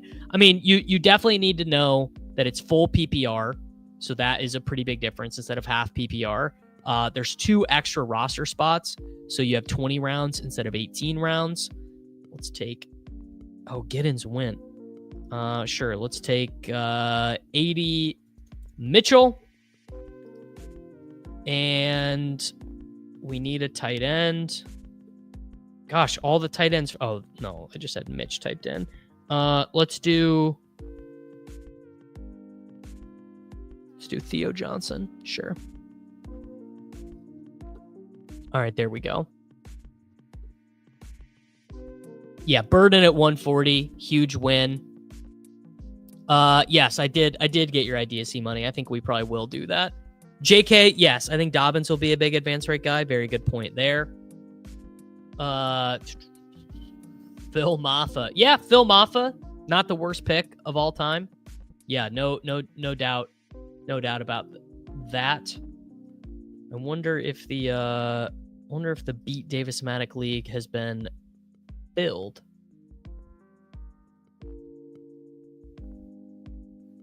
My teams. Here we go. Here you go. If any of you guys want to join that league, you guys should check it out. The $350 RotoWire Online Championship. Oh shit, we're drafting that this Tuesday. Pacheco, yes. Pacheco, I actually completely agree with this. I think Pacheco is just easily going to be the starting running back for the 2025 Kansas City Chiefs. Yeah, I think that is absolutely true. How do I invite people to this league? Hard to say. Ollie Gordon, I think this could definitely be true. I think Ollie Gordon could absolutely be that guy. No doubt. No doubt about it in my mind. Ollie Gordon could score so many touchdowns. I'm currently interstellar yelling at myself for not taking mid-90s Pacheco all summer. I am too, because I should be smarter about understanding what the Chiefs are going to do.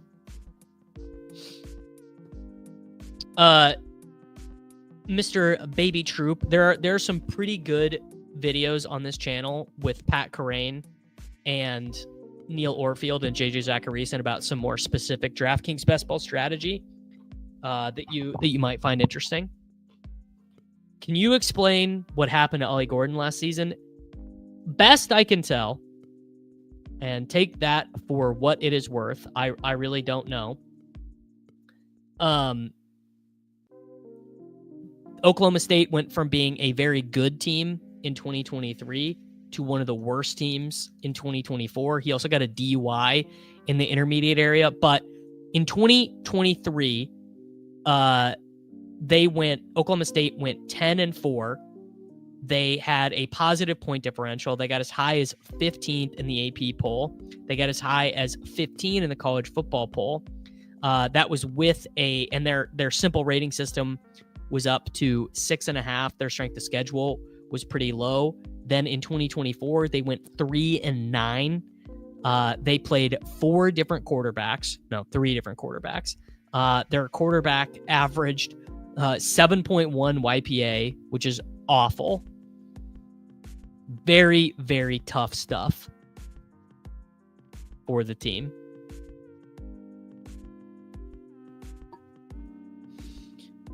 All right, we're up. You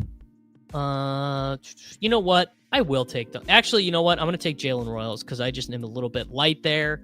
We need a running back. I didn't get Guerrero on this one. We're going to take Jordan James. This team was not near as good. No, he could easily be Chuba. I can't get this one out of my mind. He could easily be Chuba. Very, very, very, very similar.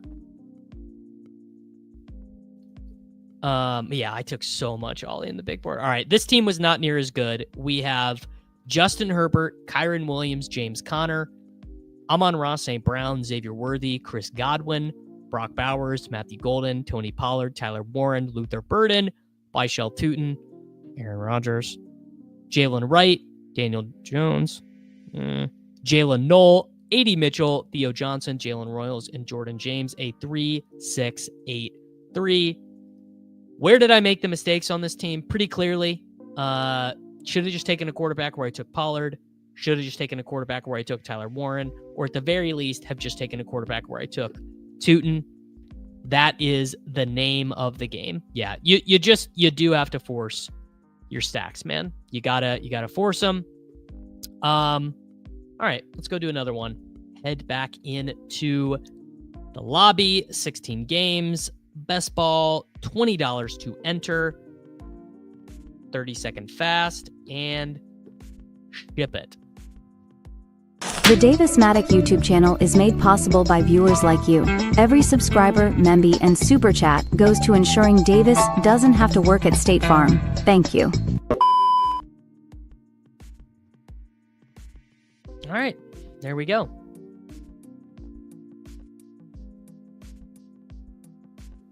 Sometimes that view button works and sometimes it don't. I really have never played much MMA DFS. No. Yeah, Jordan James. It's quite high.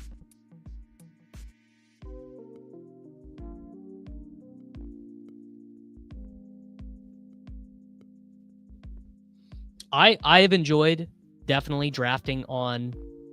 I've quite enjoyed drafting these DraftKings teams. Don't know how you guys feel. They're like, obviously I'm more comfortable over on Underdog, you know. I like those quite a bit. I mean, I like, dude, at the end of the day, bro, I just love drafting. Bro just loves to draft. Here we go. I've never seen that little gold highlight before. All right, we're picking it 2. Picking it 2 on this one. Yes, DK, so unpredictable. Isaac Guerendo, the advance rate answer. Okay. All right. Little bit of, I mean, Guerendo is one of my absolute favorite players. Men only want one thing, and it is to click names. You gotta give him credit. The interface has gotten a lot better, but I agree with this. The UD interface I do slightly prefer. Oh man, forgot to do my CYA banner. Thanks to our partners at DraftKings. Any of you guys are not there yet, there's a link in the description of this to go sign up and get a deposit bonus. But yeah, basically the reason why you guys are getting a stream on Saturday is because of our partners over at DraftKings. So shout out to them, man. Hope they're doing great.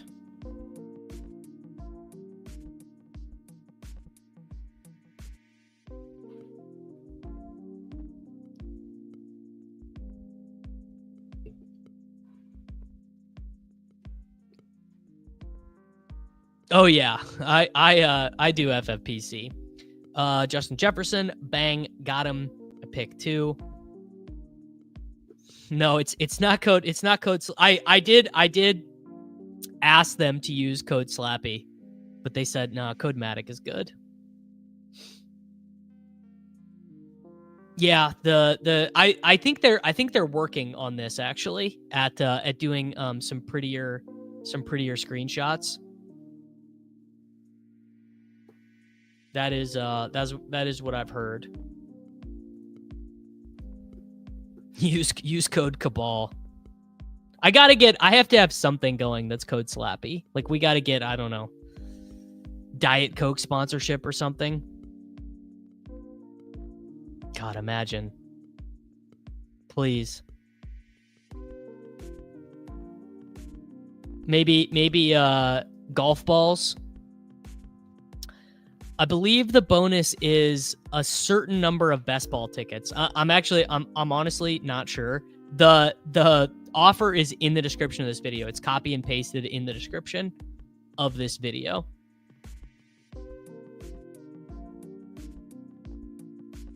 Yeah, it's basically just best ball. It's just best ball tickets. CYA stands for cover your ass. Basically, because I am a partner of DraftKings but not an employee, we just have to do a little bit of legal finagling, as it were.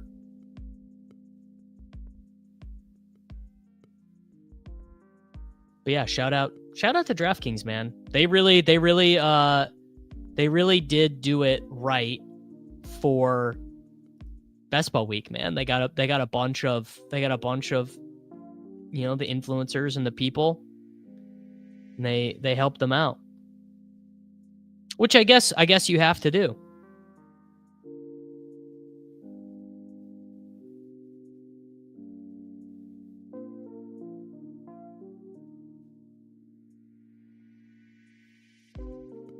All right. With Jefferson, what are we gonna do? What are we gonna do next? Yeah, they do need to do this. Calvin Austin, the 3rd highest advance rate. I don't think so. I think, honestly, you can take Marco wherever you want.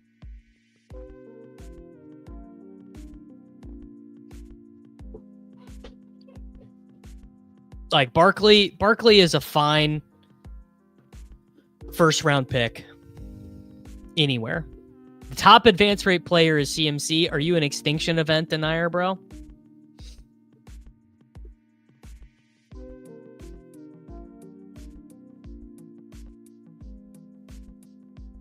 Highest advance rate. Okay, I do feel confident saying Darius Slayton is not going to be the highest advance rate.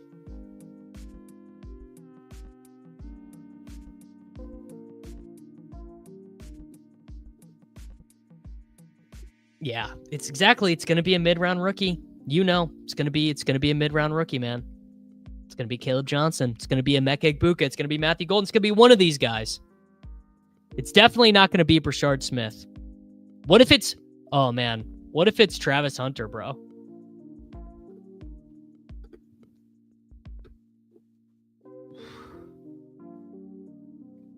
What if it's Travis Hunter, dude? Have you thought about it? Have you thought about if it's Travis Hunter? All right, we are up. Happy to take Trey McBride here. Oh, snapped. Let's do Tyreek.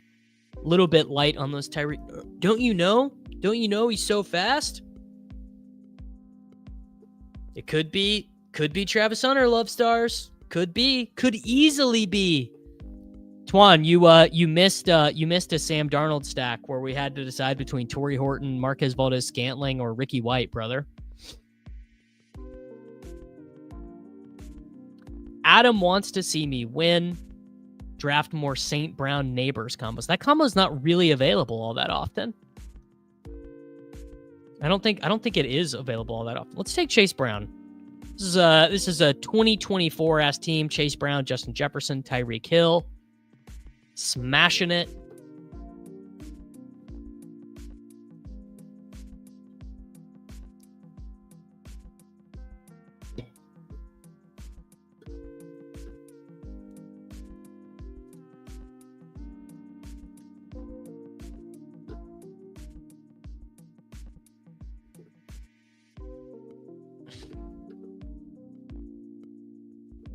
Chase Brown should be ahead of Bucky. I don't know about that. Do you ever bring anyone up to the 102 outside of the top three? I do not, because I think you only get so many 102s, and I think you only get so many chances to select Justin Jefferson and Jamar Chase. I think it's bad. Okay, how about this? I think it's good strategy, but I'm too scared to do it. I think it's quite good strategy-wise to do things like that. Like if you're thinking about it from like something I think about is like the battle royales, you know, on Underdog. And you would never just take the same guy at every single time in battle royales. You would never just take, like, the projections would have to be so crazy for you to take Bucky Irving at the 1.4 every time, or Amon-Ra St. Brown at the 1.5 every time.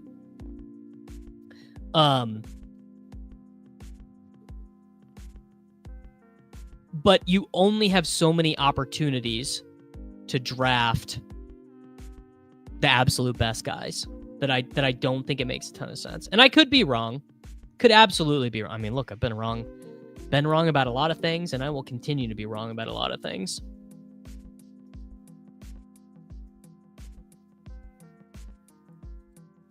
But I don't know. It's just like, I'd rather let other decisions dictate if I make money or if I lose money, you know?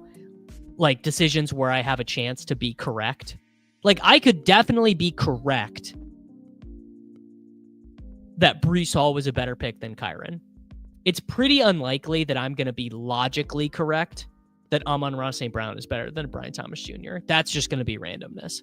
But Breece Hall could like easily be better than Kyren Williams, like more involved at the pass game stuff. Now, this is a good point from Dab K. You can do it in the time box contest. That is definitely possible. You could do it. You could do it in the eliminator, sure. I mean, I take Ja'Cory Krosky-Merritt a little bit in the 20th round on DraftKings, but I'm worried that Chris Rodriguez just makes the team over him or Jeremy McNichols. And obviously he's totally dust. Damn, Matthew. Nice to see football coming up so soon. UM is going to beat Oklahoma. Boo this man. All right, number 10 wins. Number 10, get off my face, has Neighbors, Genty, Jayden Daniels, Terry McLaurin. All right, well, he's got a pretty sick start. Shout out to him. Shout out to you, Mass Collector. How you doing, brother?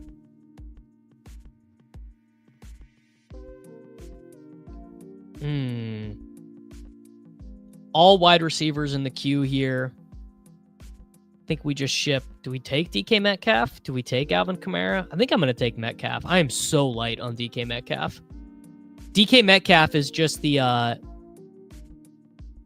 DK Metcalf is the Charizard of Allen Lazard's. You guys like that one? Metcalf. Here we go. He found it. Davis, you had Sidekick telling you Horton or MVS, my Spirit telling you Horton or Ricky, and you chose Keandre Lambert-Smith. Sometimes you just got to let it flow. Oh, no. Oh, Artie. Oh, you're killing me, dude. You're killing me, man. Do not come in here and say my boy Mateer is overrated. Exactly. Charizard. Oh, I haven't even checked the scores. I have not even checked the scores. What's Fitzpatrick at? I'm not going to take Devonta Smith because the stack stuff is too important. So I'm going to actually, you know what? I'm taking Kamara. Little bit of a theory thing. Fitz is still at -9. Okay, not great. Not great. Could be worse. Could be better.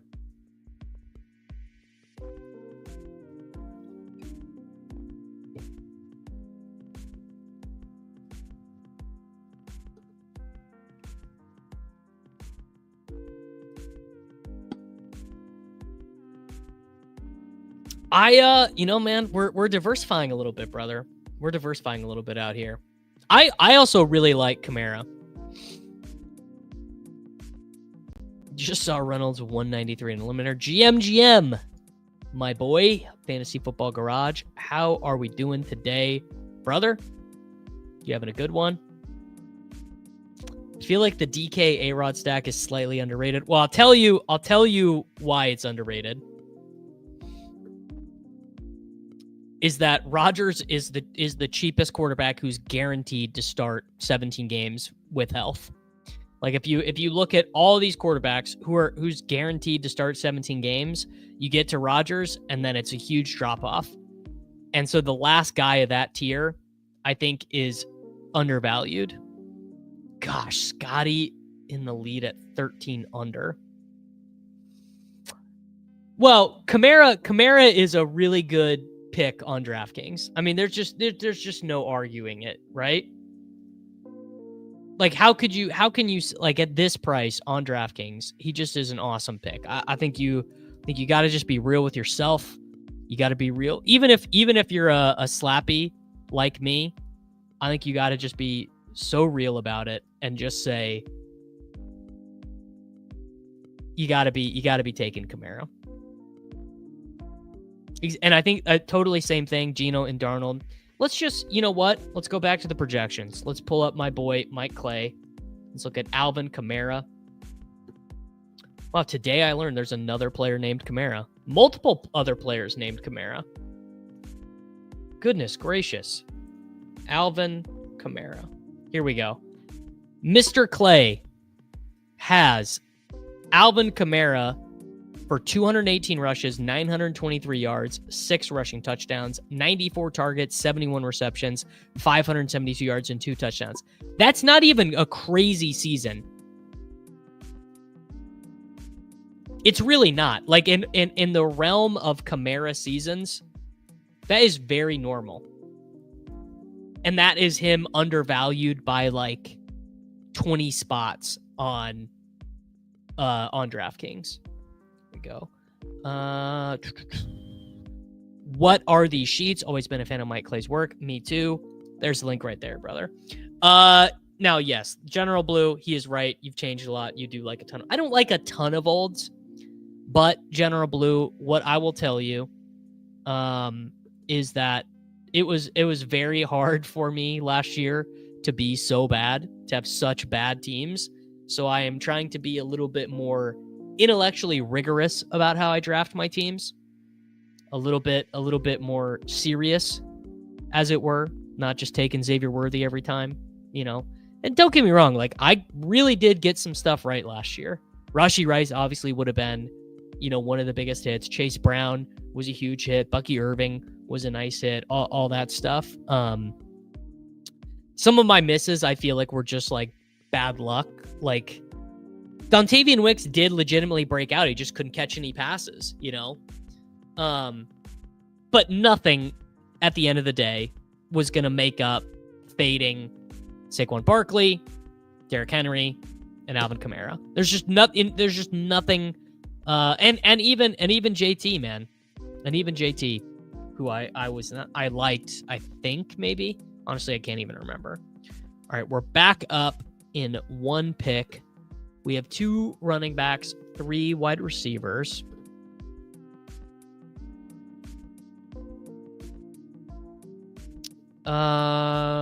You know what? I'm taking, speaking of olds, I'm going to take Juwan Jennings, and then I'm going to hope that the running back that I want gets back to me, because I think this is a flat-ish tier of 4 running backs, and I think, yes. And as Nick says, that slate is over. That slate is over. We're on to Cincinnati. Yeah, exactly. And I drafted a ton of AD Mitchell. So this is probably, if you don't take anything away from my streams other than this, Kamara, Mixon, and Connor outprojects all the wide receivers that go around them, honestly, by like more than 30. By like so many points. GM Josh. Josh, have you signed up for the Beat Davis Matic League on Tuesday over on the NFC? Hope to see you in the streets over there, brother. All right. That one worked out, because now we're going to get Caleb Johnson, and we have got we actually have quite a good stack situation set up here. Chase Brown. So Burrow's gone, but we have Shuck, we have McCarthy, we have Tua, we have Rodgers, we have Purdy, we have a double Rodgers. So I guess I need to be looking out for my Browns bring back here. A dentist appointment at Tuesday. All right, we'll catch you for the next one. I definitely am not doing that. Definitely, I think I'll tell you when you want to be drafting olds. You want to be drafting olds in this range right here, like 95 through like 143, like where I'm picking. That is just like such an elite range for olds. Yeah, well, every team is a David Njoku ass team. So true. Pearsall and Ayuk with the out tags. The old out tag on DraftKings, man. It's a thing to like. Look what Brandon Ayuk's ADP is now. Brandon Ayuk goes at 106.8. I'm famously not a Brandon Ayuk guy, but it's very, very hard for me to not be super in at that price. Yes, Browns bring back. It's not a great omen. It's not what you would love to hear. Olds for floor, rook wide receiver for poor. That's a good bet. It's a good bet. I like it. All right, I got to look at this open leaderboard. Where are we at? Scotty is 13 under. Hao Tong Lee is 10 under. Fitzpatrick, oh my God. Scotty just another dog walk. Well, you're getting paid for the you're getting an appropriate amount of discount for the Ayuk leg atrophy. Got to put your house on which Browns quarterback starts week 17. Who is it?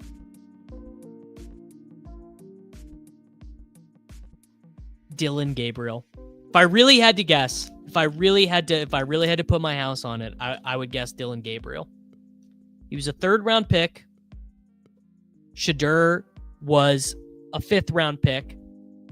Gabriel is not a good quarterback. Although Dillon Gabriel went to the same, when he went to the University of Oklahoma, he went to the same mass as my grandma. And my grandma said that he is one of the nicest young men that she has ever met. She's met all of the Sooners quarterbacks over the years. She was not a fan of Rhett Bomar. You guys are probably too young. You guys probably don't remember Rhett Bomar. But Dillon Gabriel is my guess. Best guess is Pickett starts. Then it goes to Flacco. Then it goes to Renner. I just read Renner right there. Then it goes to Gabriel. And then we don't see Shedeur play at all. Shedeur maybe even a practice squad player for the Browns. Wow. Lauren Lynch with the hot take. De'Ami Brown will outscore Travis Hunter straight up. Can't say that I buy it. All right, we are going to take... you know what? I'm actually just going to take Purdy here and then see. I almost tried to do Ingram Knicks, but I want Purdy with Jennings a smidgen more. Whiffing on that take if you think Shedeur isn't in the mix. Well, you tell me. You tell me, brother. How, when, and where is Shedeur starting? Man, you know what? I should have done Knicks Ingram. That was a bag fumble. Scotty -14. Why not? Jalen Tolbert had more receiving touchdowns than Lamb last year. Lions +10. All right. All right. Speak of the devil. God, what do I do here? What do I do? What do I do? I don't really want to take Brandon Ayuk. All right, whatever. Brandon Ayuk, Purdy double, sure. Still light at tight end. I think that was fine.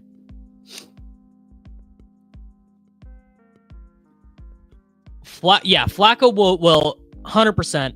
Flacco will be fine. I guess my concern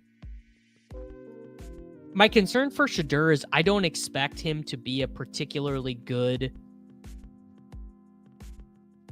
practice player. Like, I think Shedeur's abilities actually show themselves better in game than they would in practice. That could be wrong. But that's just kind of and I am not a Shedeur hater relative to what you get from other people. Like, I'm not one of these like Shedeur is a loser. Shedeur has too many, he's too famous. He's got too many watches. Like, I don't think any of that is true at all. I'm not one of these like haters on a young proud man. But my concern with Shedeur is I don't think he's got like great arm strength. And so that just is another thing that makes it kind of hard to really show up. Yeah, he doesn't have a big arm, but he's super accurate. Shedeur's been killing it in camp. Shedeur's been crushing this offseason. Wasn't a fan, but that owner will get him in sooner rather than later. I don't know. I will say this. I don't think I have drafted a single Browns quarterback in a non-Superflex format yet. So I haven't taken Flacco. I haven't taken Pickett. I haven't taken Gabriel. I'm basically out. Well, good thing he has Deontay Johnson, sure. Yeah, I think a Tua comp is fair.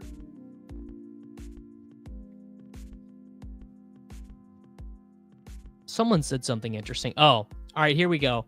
I have some insider info that Kyle Manungai will be the guy you need this year.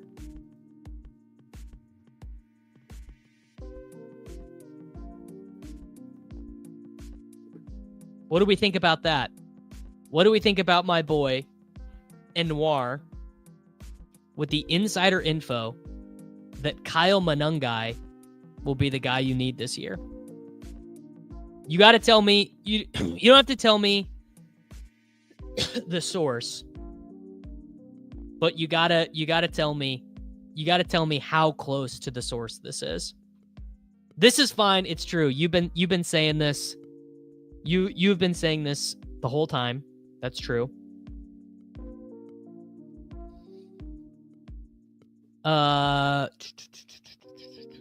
Good question. Yes, this was a really good point. Everyone's trying to get 3 quarterbacks in every draft this year, but there's only 31 teams to choose from, and really one of them doesn't even count. Like it's really more like 29 because the Giants and the Colts as well. The Shadur comp is Jared Goff, very accurate, limited mobility, weakish arm. See, I actually think Shadur is a smidgen more mobile than he doesn't run, but he's pretty agile. Like he evades pressure. Which actually is kind of a problem for him. Dude, we're about to get the Browns bring back. The Browns bring back. Dude, David Njoku is a bring back. You can't beat it.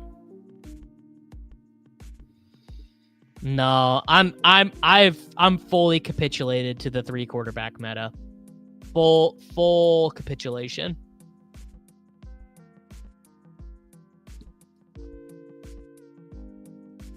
And I'm going to learn a lesson from the last draft, and I'm just going to take Tua here to stack with Tyreek Hill. So we are at 2 quarterbacks, 3 running backs, 5 wide receivers, and 1 tight end. Brock Purdy, Chase Brown, Alvin Kamara, Justin Jefferson, Tyreek Hill, DK Metcalf, David Njoku, Juwan Jennings, Caleb Johnson, Ayuk with Purdy, and Tua Tagovailoa with Tyreek Hill. That is our team through 11 rounds. This one's already better than the last one. Shadur is a more stiff Bryce Young. Jared Goff comp is disrespectful.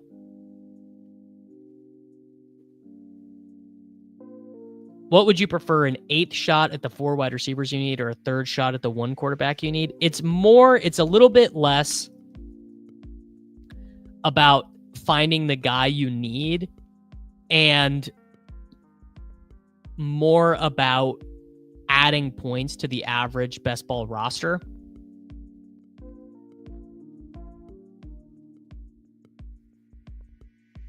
$100 best ball manias in, and I'm 36%, 2 quarterbacks, 6 running backs, 8 wide receivers, 2 tight ends.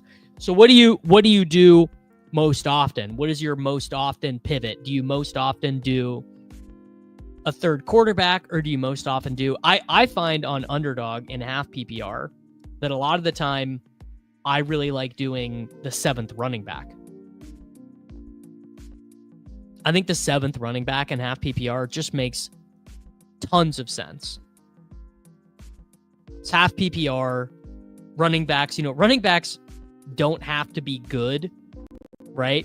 That's the crazy thing about running backs is you can take bad running backs, like, for example, Kyle Manungai, who we were just talking about. And Kyle Manungai doesn't have to be good. Kyle Manungai doesn't have to last in the NFL to be a good pick.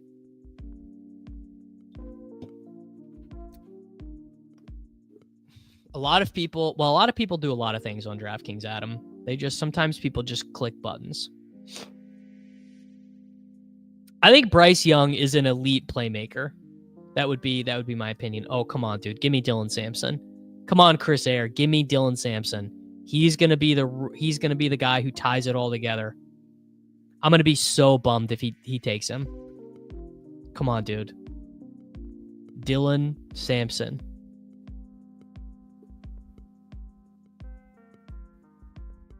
Bang! Let's go! Fist pumping Dylan Sampson. No, I really don't have much love for Jerome Ford. I could be wrong. Wrong about a lot of things. Jake Ferguson kind of makes some sense on this team. We've got Njoku. We definitely need 3. Actually, you know what? You know what, Davis? You have Jonnu Smith ranked 245. You're never going to get him there. You have 4 running backs already. Live a little. Jonnu Smith with your Rodgers super stack. How about it? What do you think about Braylon Allen? I think Braylon Allen is an awesome player. I think Braylon Allen is underrated. And I think that there is a non-zero chance that he is the David Montgomery to Breece Hall's Jahmyr Gibbs. Jonnu 245 is too low. It's too low, but I don't know. Is it too low? Anytime you can grab the running back 2, who might be the running back 3 on the NFL's worst offense, and fist pump doing it. Don't forget. Well, Liam is going to win again because some people just win, brother. Liam just wins. Some people, Liam has some haters. But you know, some people just win, and old chess Liam is one of them.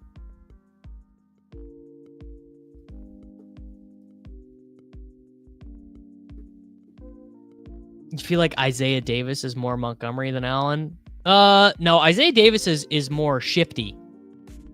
More of a I think he only weighs like 205 pounds.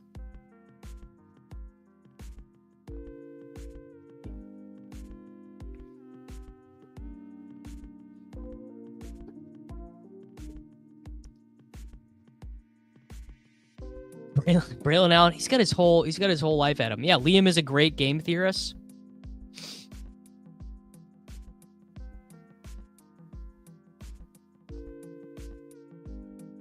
Sometimes you got to draft good players, or sometimes you got to draft bad players in the right combinations. It's all about the combos, bro. That's what you don't get. It's all about the combos.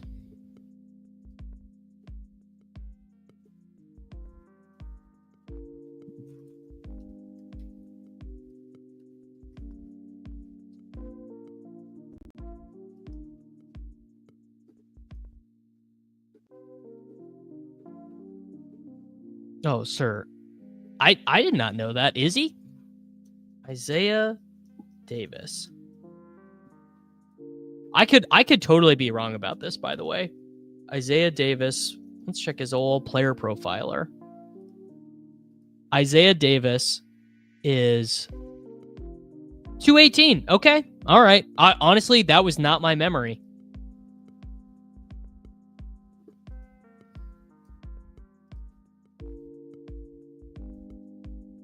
Yeah, him and Braylon are both big dudes. Braylon to me looks like he's about, like, I don't know, 235 or whatever.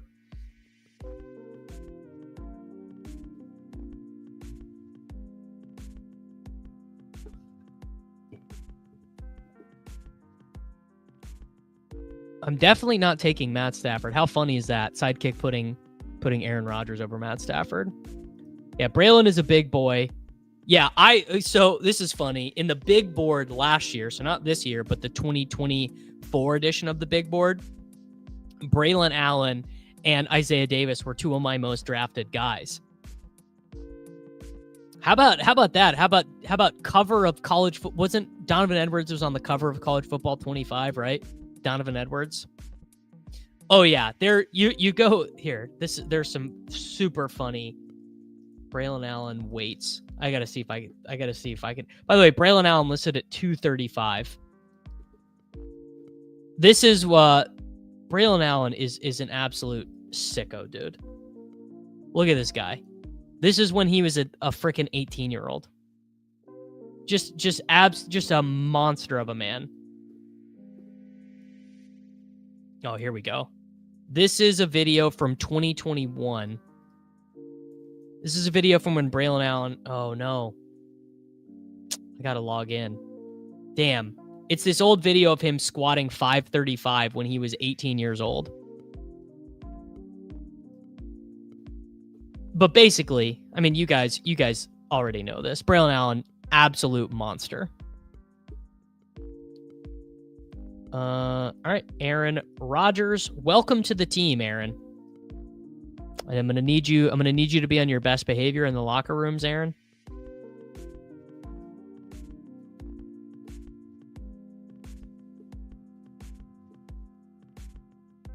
No, I'm not signed into X the Everything app on Firefox.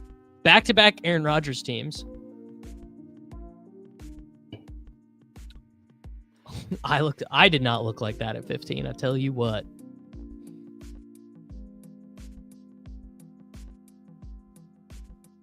I mean, I actually don't think that Samson has it, really. I don't think Samson's that good. I think the opportunity is good. All right, we have a 3, 4, 5. We definitely need a wide receiver. You know what? Let's just take Wandale. It's Shirt King summer, dude. Not a wild cherry Pepsi guy. This is what we're on over here, Manuel. All day, all night. Diet Coke forever.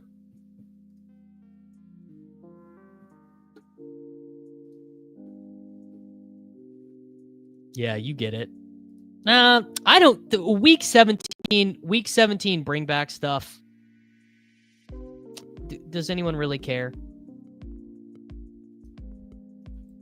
Truly, I don't really care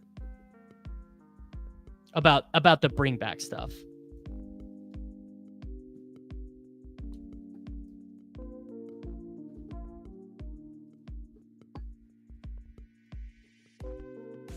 A doctor, does that still exist? My Chipotle had a BOGO with no limits. Oh my God.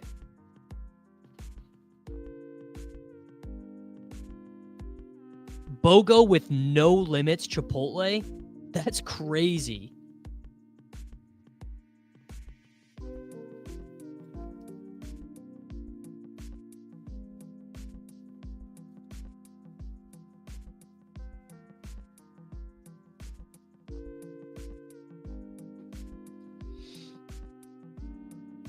Diet Coke caffeine free.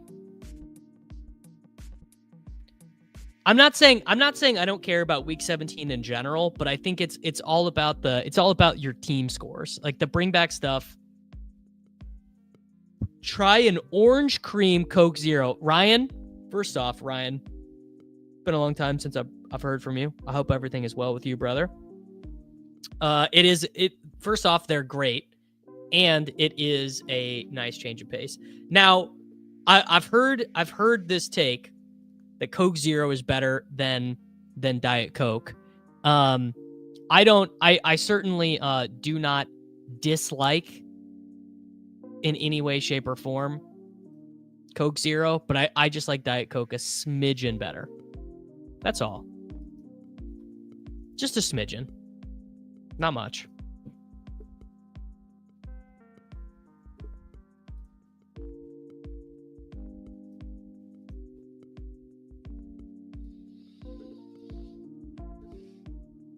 Did a DK 555 last night for some tickets, and shady advice had the most hero wide receiver build I've ever seen. His wide receiver 2 was Reed, and his wide receiver 4 Pop Douglas. Well, yes. First off, I mean, you're clearly right. All these drinks with artificial sweeteners. We should just be. This is going to sound like I'm being sarcastic, but I'm totally not. All the drinks, we should not be drinking them. We should be drinking water. We should be drinking tea, and we should be drinking black coffee. Obviously I got into Diet Coke, like trying to lose weight. And now I can't I can't drink like a real sugared soda or whatever. It's just disgusting. Yeah, diet. You go into a restaurant and you say, "Hey, can I get a Diet Coke?" And they say, "Oh, we have Diet Pepsi." I will dead ass look a waiter and or waitress or bartender in the face and say, "No, Diet Pepsi is not okay. I'm not drinking it." Absolute last. I will say, get that shit away from me, brother. Oh, damn. Jalen Wright would have really fit this team. But you know who else fits this team? Darren freaking Waller. Bang. Darren Waller. So we now have our third tight end. I think this team is shaping up pretty strong. Interesting that the sidekick still wants me to take Gesicki. I'm not going to do that. I'll just have some sugar packets, please. What? Come on, dude. Tap water is fine. You're tripping. Tap water is fine. Settle down. I mean, it is a Pittsburgh Steelers triple stack. So it's not great.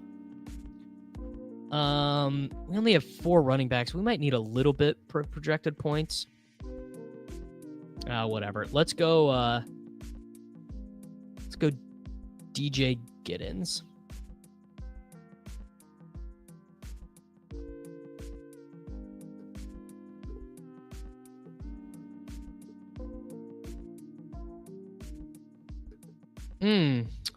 We could do... I think I said I'd do one with Fear My Turtle, Alex Harden from Establish the Run. I think I told him that I would do one with him this week. So yeah, we'll probably, I would say very soon, we will do a best bowl mania here on the channel. I would say it'll be coming up soon. Yeah, where do you guys... Tap water here is fine, Nick.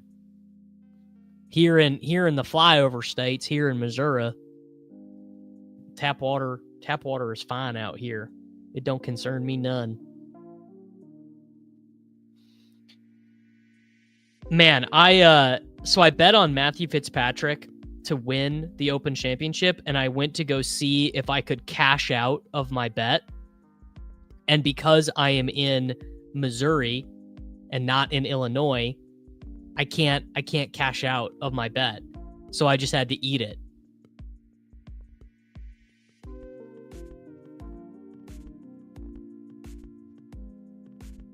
Which is annoying. I would have preferred to have not done that. What's he at now? Tap water has to be good because of the brewery. All right. Yeah, dude. I mean, not that I would have gotten a great cash out. He's 9 under, but it's better than 0. Well water.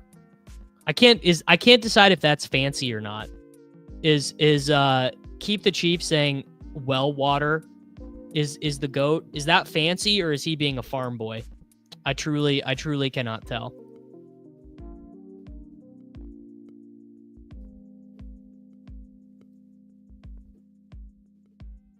Yeah, I mean, well water is good. Of course it is. Is that good or bad for us joking that the water is hard? Do we want hard water? Yeah, I'm convinced. Just if anyone tells me they have inside info, I'm like, if you advocate for well water, you might be a slappy. Well water is bad. Grew up on well water, depends on the well. If it's a good well, then well water is the best. Just fluoride turned people into slappies. You know Zuck loves controlling the water on his island. Depends on where your well is. Hard water's bad for showers. You get teeth problems drinking well water. Man, I'm learning a ton today. I love to learn, man. What's better than learning? All right, I need you guys to do me a favor. We have got, how many people are watching this live? 217 people watching this live right now. Can we get to 125 likes? 125? Oh, this is a good question. How many drinks do I have on my desk? Okay. We've got One Element sparkling water. I've got a Diet Coke. I've got this probiotic Nature Pop from yesterday. It's gone. It's just empty. And I've got an Exit 11 coffee.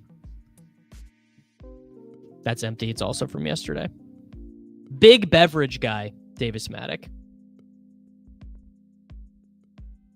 No water. No water. No. Well, sparkling water is water, right? Isn't it? All right, I said I was going to take Manungai. There you go. Kyle Manungai. Shout out to NUR. No, I don't need a trash can. Well, I guess I do. Probably no 5.55s for me. Oh, I got to pick here real quick. I need a wide receiver. Let's just take Elijah Moore. I'm just feeling it. No 5.55s on DraftKings for me, but I will be doing at least 2 big dogs because Herzig owes me a big dog. Justin Herzig owes me a big dog because I won a bet with him last year about what was the bet? It was which draft slot won Best Ball Mania. So I won some money from Justin for that. And then Dave, who works over at Establish the Run, sent me a direct message the other day and asked me if I wanted to split a big dog. And I said, absolutely. I'd love to.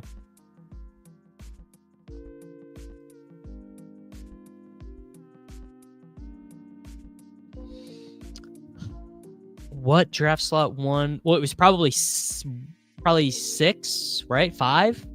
Because it was Chase, Jonathan Taylor. Yes, M-Wald, absolute ball. 1 for hydration, 1 for enjoyment, 1 to accomplish a goal. M-Wald knows. I don't think I have 0 Sean Tucker. I think I'm lighter on Sean Tucker than I would like, but I don't think I've got 0.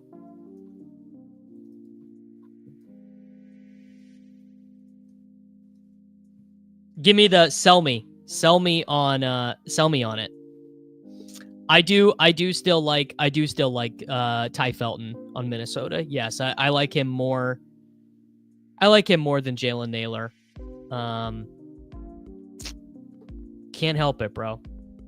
Can't help it.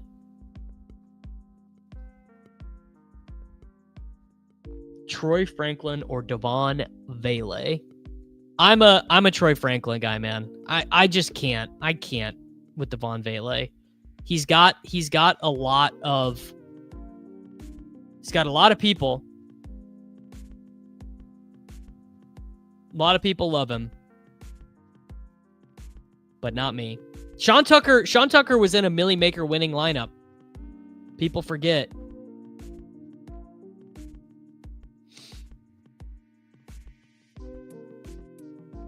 Oh, me too. Yeah, I've been taking Malik Washington. See, I think the opposite. Here we go.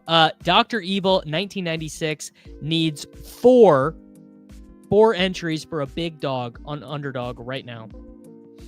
I think the opposite of this, Manuel. I think Vele is bad, but I think the Broncos like him.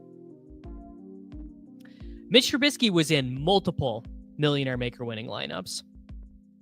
Do people really love Vele? I think he's got more of a place. I think people love Vele. I am gonna jump in one more. I'm gonna take a 60-second pee break after this next pick. I've got some entertainment lined up for you guys though.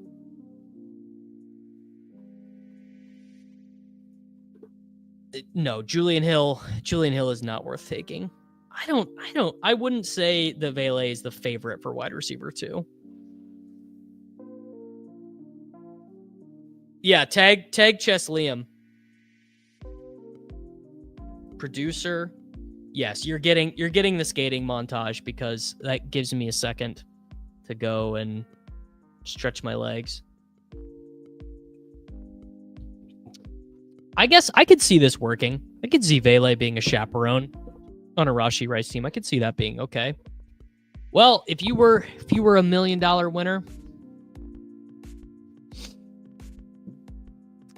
can't play any rap because then I won't make any money on the stream. All right. We need a Steelers, Dolphins. All right, here we go. Malik Washington. That was for you, Jay Strez. That was for you, brother. All right, here's the team. Brock Purdy, Chase Brown, Alvin Kamara, Justin Jefferson, Tyreek Hill, DK Metcalf, David Njoku, Juwan Jennings, Caleb Johnson, Brandon Ayuk, Tua Tagovailoa, Dylan Sampson, Jonnu Smith, Aaron Rodgers, Wan'Dale Robinson, Darren Waller, DJ Giddens, Kyle Monangai, Elijah Moore, Malik Washington, and I will be back in like 1 second. If I can get this playing for you guys, get this in theater mode.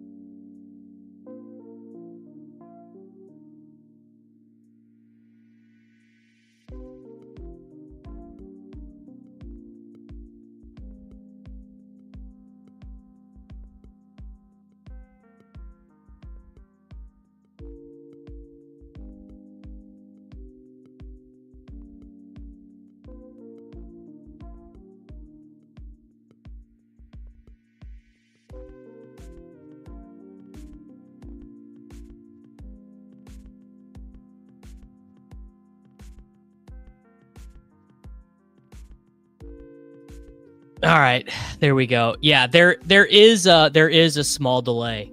It takes like I think it takes like 8 seconds. I think there's like a little 7-second bit of latency between my actual existence and you guys. This basically is the sacred text, yeah. Me and my boys, bro. All right. Let's look at those quads, bro.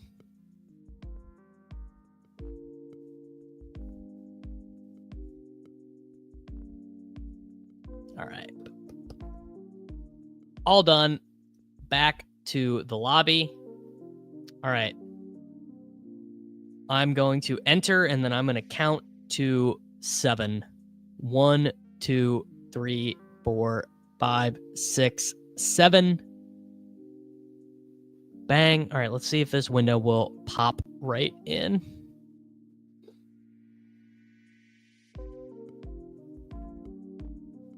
There we go. Love. Oh, and another Influencer 101. How about it? Love an Influencer 101.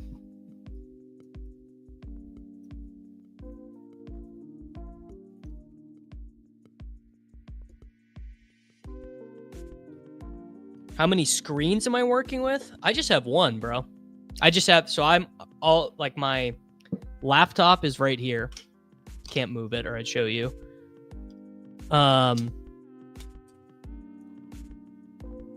And I have just like a giant, like 45-inch monitor on this one. Hey Pat, how much you bench, bro? Bet my life. Bet my life I'm stronger than you. I don't think I need I think I'm fine. I don't think I need dual monitors. What do you need? What do you need a dual monitor for? I've got everything I need on one screen. It's all connected to the same thing. I don't really game anymore. No. Don't have time, brother. Oh, I get it. But everything is compartmentalized on my screen right now anyway. I've got it all in its own little windows. Okay, well, if you are 290 pounds, go with God, brother. 230 is my bench 1 rep max.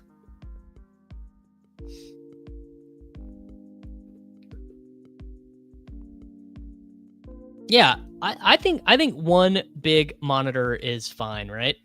What's wrong with one big monitor? I don't know. Maybe I'm the one who's wrong.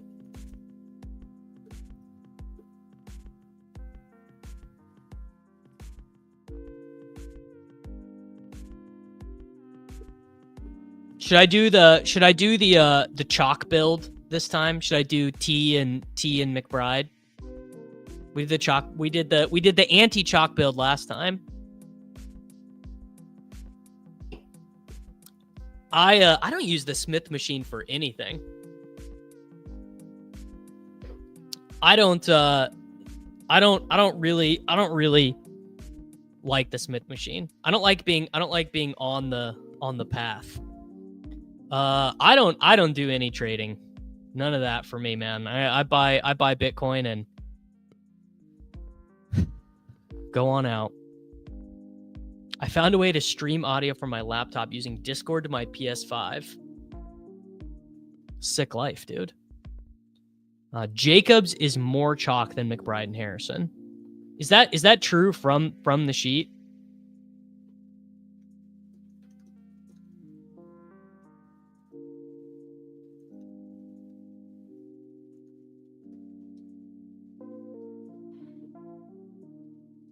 I know. I'm also being a dick. I apologize. I think I should have learned my lesson about being mean to people on the internet. So I apologize. And I'm also proud of you. Losing weight is super hard. Especially, dude, when you're like, I've been there. I've never been that big, but losing weight is such a thing. So I apologize for being mean to you. You got to understand, people come cross at me about being a short guy all the time. Miles, what sheet are you talking about? Oh, the DraftKings combinatorial ownership sheet. Someone, it's in the Endgame Discord.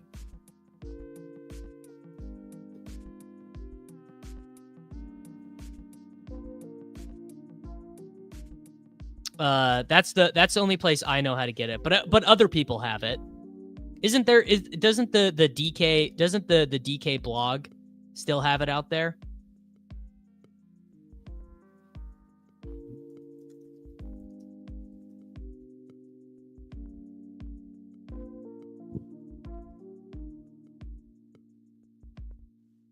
Yeah, real shit.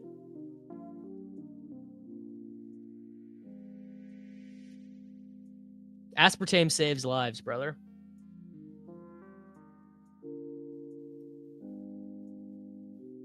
Yeah, someone did make a website for it, but all I know is that the DK combo data is in the Endgame Discord. So that's where I saw it.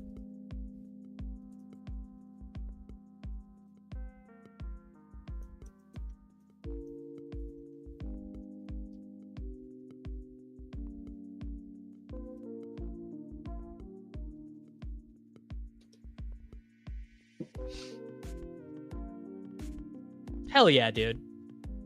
I truly, nothing makes me more happy than to know about people getting their shit together. I love that, dude. I love seeing new people in my gym. I get emails and stuff every once in a while for people emailing who's like, oh, I never cared about nothing. or I let myself go, but I've been in the gym, I've been running, whatever.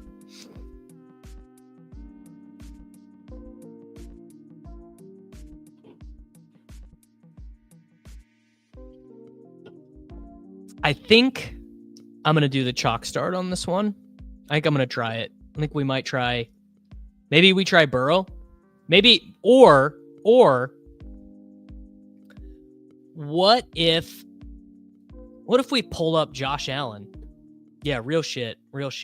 Gym is the best hobby there is. Yeah. Chalk start, then flip the board. Could do that. I think I might do this. What about bringing Lamar up? That's a different build. That's a really different build. I think let's do it. I'm going to do it. Lamar Jackson and Lamar and Chase Brown. There we go. Gym daycare forced me into working out. Hell yeah. Down 23 pounds. Dude, I love that shit. Absolutely. Fuck yeah, dude.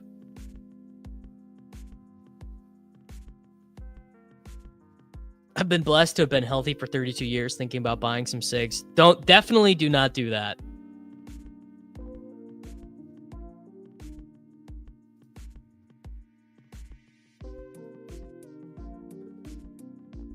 Yeah, I don't think probably no one would ever take Jayden Daniels there. And they probably shouldn't. Like I tell you what, I would not do this Lamar Jackson thing. This will be probably, I mean, I have like honestly no Lamar Jackson on DraftKings. It's hard to pay a second round price on a quarterback, man. It really is.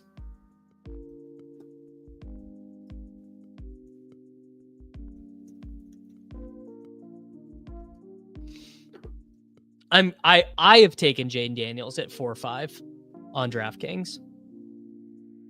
Burrow definitely cannot make it to 6-7 on DK, but he could for 4-5. I tell you what would be really funny is if Burrow does somehow get to the 6-7 here on DK.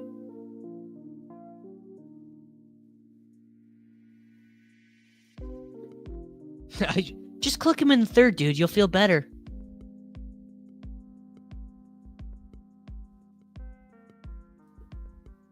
Obvious.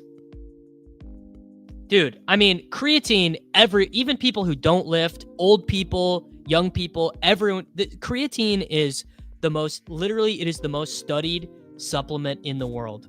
It improves your mental clarity. It makes you feel strong. It's so good for you. Creatine is the absolute stone best.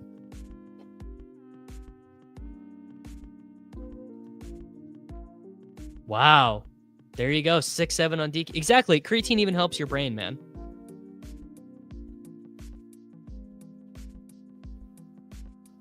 All right. 1,000 milligrams of sodium, 200 milligrams of potassium, 60 milligrams of magnesium. Cooked. We have earned ourselves a treat. Yeah. Oh, I will probably. I'm not gonna take Burrow, but I will take Zay Flowers, who I don't take all that often.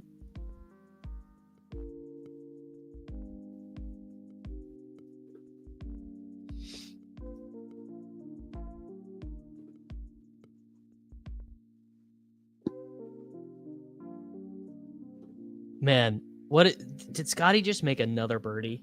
I think he did. God, Scotty 14 under, man. Tough. What's up, dude?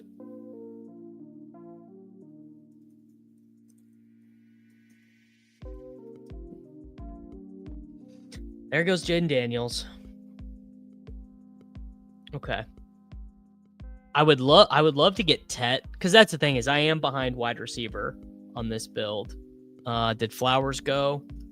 Oh, Flowers is there. All right, we got Flowers. Tet would be strong. Kamara, I don't think I could do here. Tet goes. All right. By the way, new price, Rashee Rice at 45, a sane room. I think that is a reasonable price. Not like the best price in the world, but I think that is fine. All right, so let's do Zay Flowers first with Lamar. We got that Baltimore, Cincinnati. Now, do we do Kamara or do we do Pickens?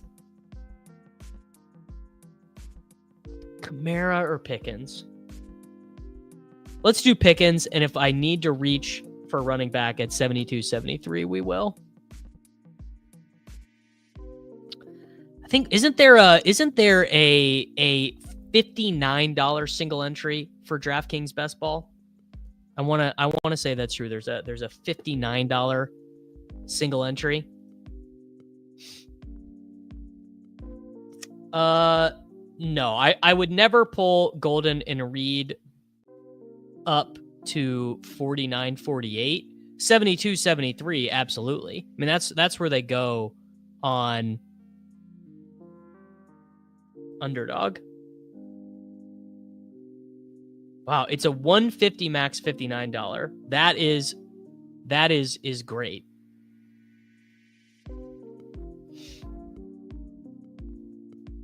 I do a workout where I do as many push-ups as I can in a half hour. Bro can do 500 push-ups in a half hour at 44 years old. That's real shit.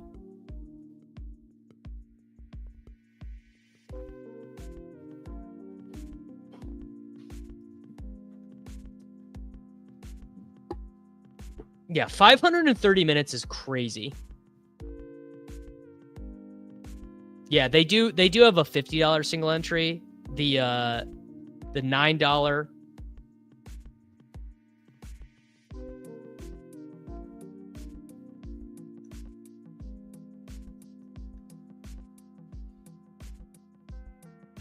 guy thinks he's Jonathan Bales. Yeah, 90 degree rule.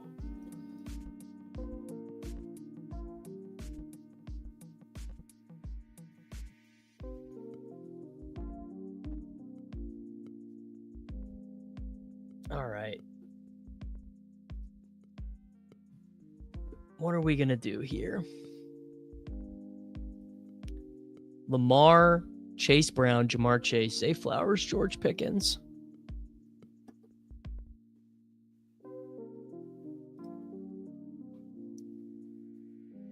I definitely need to pull up a running back.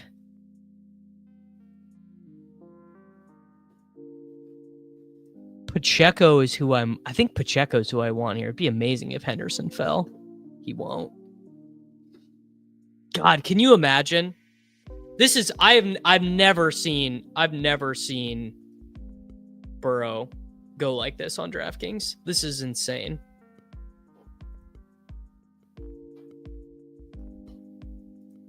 I don't find myself taking Flowers all that much, or likely, really.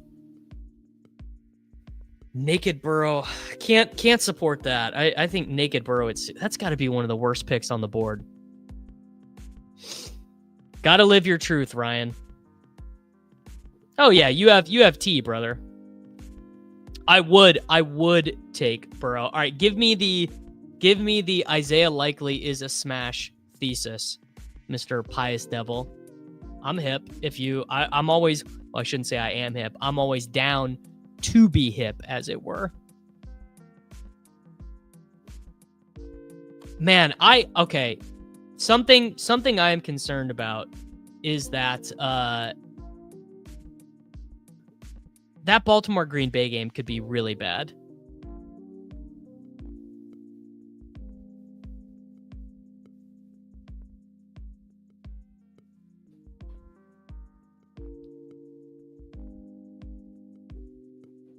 Likely is such a great pick. Likely is a likely smash. You need to be in on Likely more. Zay's week 16 for the Patriots. Okay. He did. I mean, dude, he killed the Kansas City Chiefs. That makes sense. That makes sense to me. All right, a lot of likely bros. A lot of likely heads out here. Wow, Burrow makes it all the way back to Ryan Hodge. Incredible. Okay, we're going to go Pacheco and Godwin. That's the ADP value, I think. I mean, not much ADP value, a little bit. So we are Lamar, Chase Brown, Isaiah Pacheco, Jamar Chase, Zay Flowers, George Pickens, Chris Godwin. Gotta say, there is this thing. Curious your guys' thought on this. But just, how comfortable it feels to have an elite QB. Like when you have a Josh Allen, when you have a Jayden Daniels, when you have Lamar Jackson, the rest of the team, you're like, at least I'm going to win quarterback most weeks. Like especially on DraftKings where the quarterbacks just, they go left, right, and center. To me, it feels like the easiest way to get away from, dude, I had to take Daniel Jones in the 13th round, the easiest way to combat that is to just take Jayden Daniels or just take Jalen Hurts.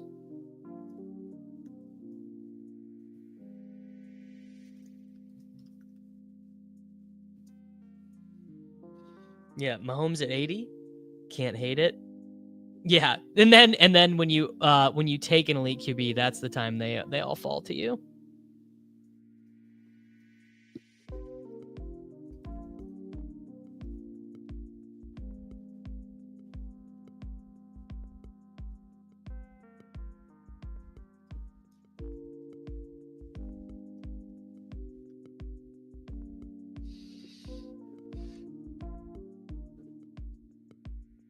Dude, the market forced me to take unstacked Tyler Shuck in the 14th round. It forced me. Well, people are saying that less and less these days. And by that, I mean me.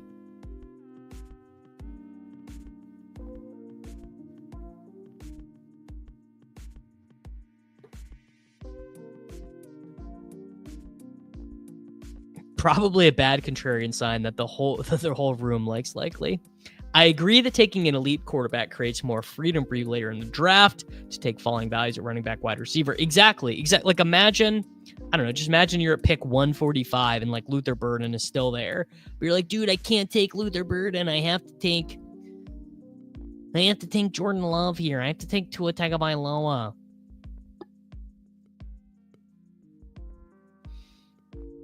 I mean, I guess my general advice on DraftKings Millionaire Maker contest is, in general, you should probably be reaching for your quarterbacks. Like you're just going to be so annoyed when you don't get it that my best advice to you would be to just reach. Curious to know why the McLaurin drop. Where'd he go in this? McLaurin went at 30. Is that a drop? Isn't that his exact ADP? Right around 30. Terry McLaurin. I don't know what his ADP. I mean, I think that's basically his exact ADP. Jordan Love should be going 2 rounds higher. I don't agree with. I wouldn't rank him. I would not rank him much higher. Favorite rookie wide receiver, Matthew Golden. Favorite rookie wide receiver not named Ted McMillan. Do I think it's bad to do elite running back, tight end, quarterback? Yeah, I think it's terrible. I think you're too far behind in projected points in my opinion. No, McLaurin is signed, but he just wants a contract extension. Thank you, Stefan. Hope you're doing well, my friend. Serving serving the greater North California community. Oh, damn. Evan Ingram would have been fire on this team. This actually would have been a great Knicks Ingram turn. But I think we do... What do we do here? Do we do Michael Pittman Jr.? I don't really want to do Michael Pittman Jr. Damn. Oh, no, Andrews. Andrews is obvious. And Bateman could come back to us. Let's do... Sure, let's do Jordan Mason. Maybe should have taken Michael Pittman Jr. there. All right, so we are at Lamar Jackson, Chase Brown, Isaiah Pacheco, Jamar Chase, Zay Flowers, George Pickens, Mark Andrews, Chris Godwin, and Jordan Mason. Maybe could have taken Dak there, honestly. We'll figure it out. This is probably a better backstack one. This is a dart shuck team. Do you think Travis Hunter would go higher if people knew he was on EPO? He's on EPO. I don't know what EPO is. Is that some kind of secret steroid? Is that like how Yannick Sinner is on some kind of drug that I don't know what it is? Mike Trout too, by the way. Mike Trout legally by the Major League Baseball lets Mike Trout take some kind of steroid. All right, now we got to figure out what EPO is. Erythropoietin, a hormone. EPO, a glycogen cytokine secreted mainly by the kidneys in response to cellular hypoxia. It stimulates red blood cell production in the bone marrow.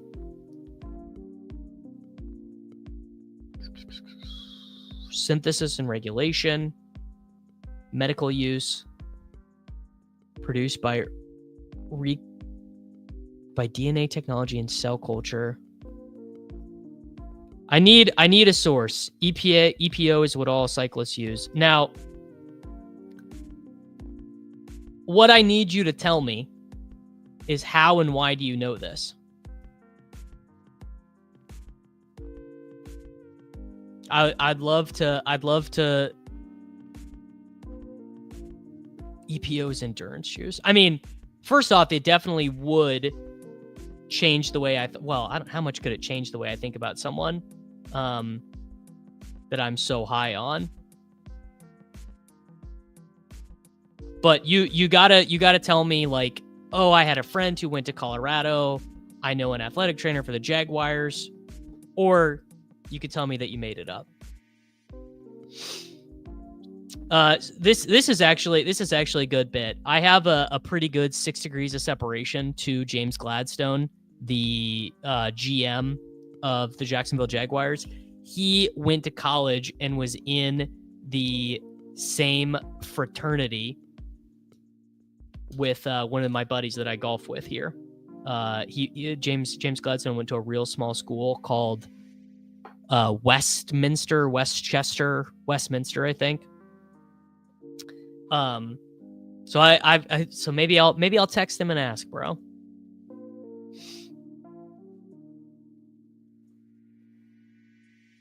It should make you lower because if he gets caught, he can't continue using in his performance tanks. Dang. Brutal spot here. Is Jordan Love still available? No, he's not. Damn, I kind of don't know what to do. All right, let's take May. And let's take... Gosh, what do I do? Loveland, sure. I panicked there. Gosh, sometimes those turn picks, man. When there's tens of millions of dollars at stake, why would they not be using one of the most effective performance-enhancing drugs, especially when the NFL testing is a complete farce? All right, so there we go. He made it up. Now, it's not that your logic is not compelling. The logic fairly compelling. Danny Dimes is the discount Jordan Love. For me, it's Shuck. For me, it's Shuck. And Dart, honestly. Because one of my truth serums for this year is that I actually think that Jackson Dart is a talented player. Like, I think Jackson Dart is gonna be pretty decent for the Giants. Like, not great, I don't think he's gonna be a Super Bowl winning quarterback or anything like that, but I think he's fine. And I think the Saints upside is higher than people are admitting.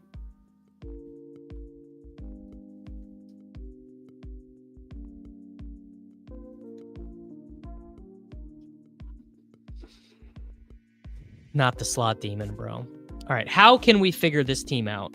We have Lamar Jackson, Chase Brown, Isaiah Pacheco, Jamar Chase, Zay Flowers, Pickens, Andrews, Godwin, Jordan Mason, Drake May, and Colston Loveland. So we're definitely going to get Demario Douglas. No, it is definitely worse to get traded from the Commanders, but he also is not going to get traded. Yeah, Dart can chuck it, and he can run.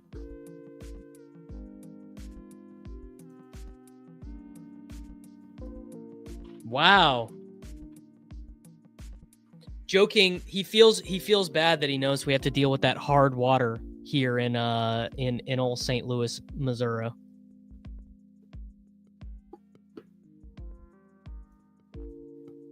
That's a W, brother.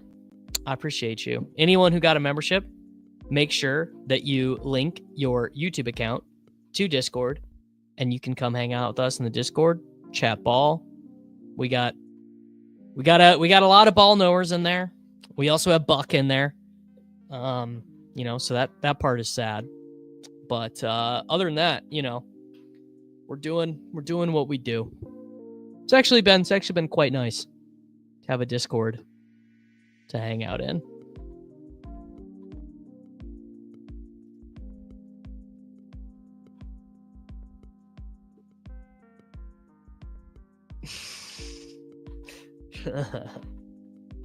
It's the only way it can be described. Okay. Is there, I guess, so I've got I definitely need I might need 2 running backs at this turn, actually. Probably 2. Maybe Kyle Williams makes it. Where does Kyle Williams go on DraftKings? 148. Some things DraftKings drafters really have figured out more than underdog drafters.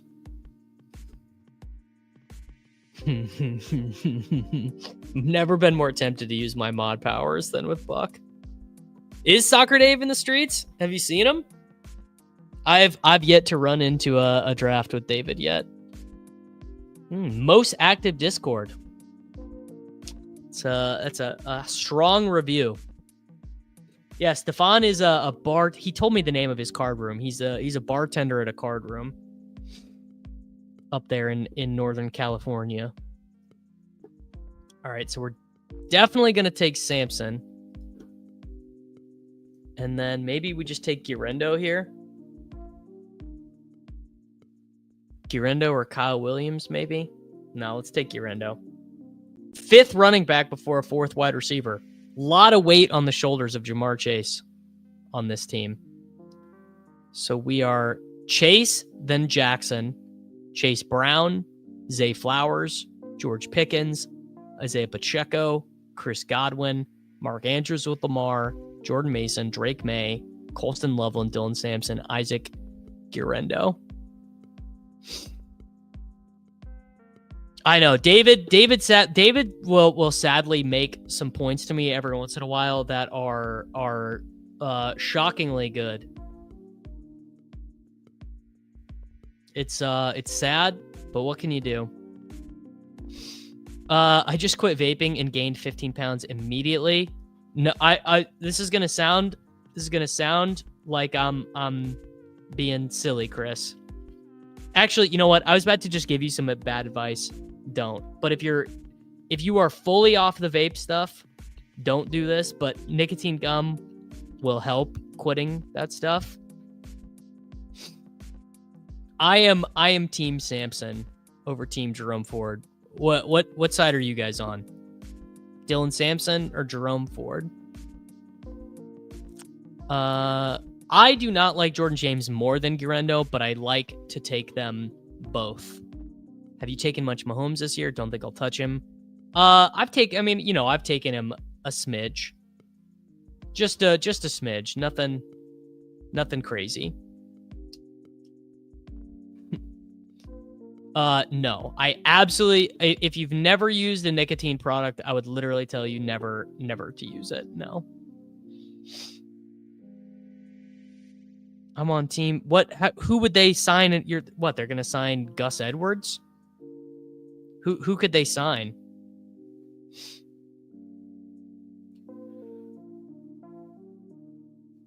Yeah, this is true. Playing live poker is literally just spending hours and hours surrounded by the most miserable people on earth. I work at a hookah restaurant. Yes. I did a lot of hookah when I was in college. That was a fun thing to do. Team Pierre Strong. I guess I'm Team Kendre Miller there. I hope it's Devin Neal though.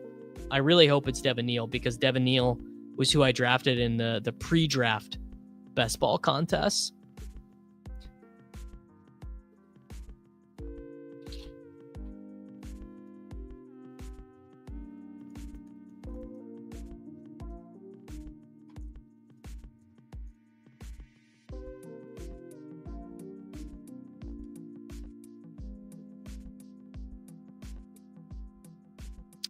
I've done a couple of the Badge Bros contests. Yes, Judkins will get put on the commissioner's exempt list the same way that Michael Hall did last year as a second round pick. This is so funny. I mean, is there anything more Browns than back-to-back years of second round picks committing domestic violence assaults immediately after being drafted?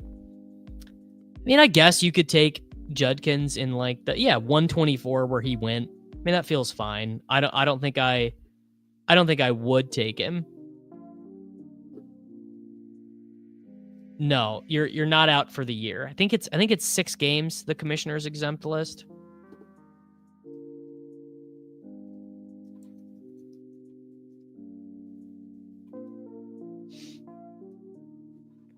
I don't think the Saints are going to be totally fine, but I think they've got some outs. All right. Let's do... Dang, I missed Demario Douglas. Okay. So let's do... You know what? A little bit of Alec Pierce never hurt anyone. Let's do Alan Pierce. And let's take Hunter Henry and just be done at tight end. I guess that's fine. Not ideal.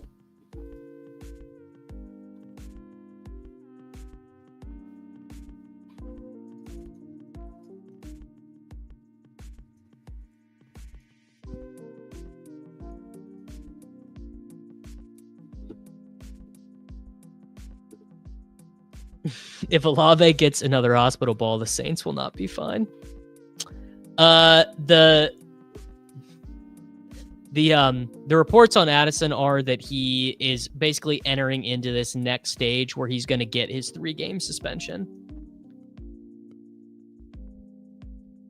There you go. Jordan Addison's DUI case ends with plea to a lesser charge. Something I've never heard of. Wet reckless. Never heard of this before.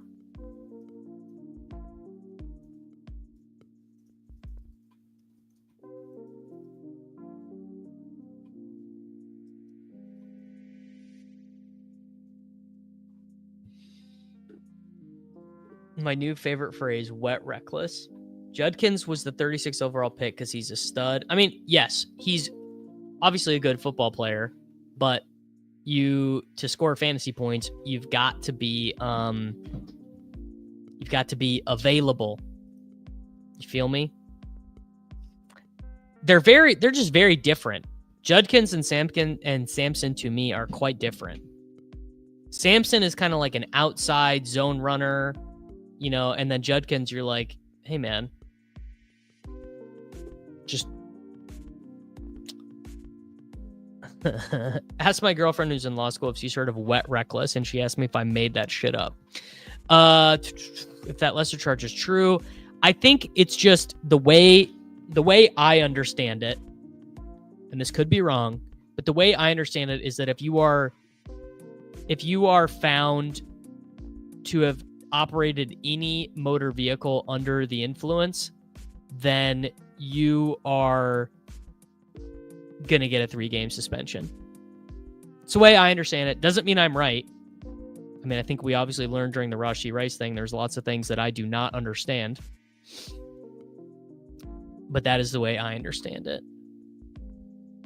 The animosity, this is actually so true. The animosity from 5'10", no limit hold'em grinders for the 2.5 grinders is very funny. So a wet reckless, this is from Daniel Dwyer. A wet reckless is only allowed in certain states. Most states, you cannot plea down to a wet reckless. I thought wet reckless was drafting dolphin snacks. I did not knowingly draft any Jonathan Brooks. That's another thing that I got right last year. They're kind of similar in that they don't really catch passes and are good in between the tackles, even with physical differences. I just think it's quite clear that Sampson was like a middling prospect at best.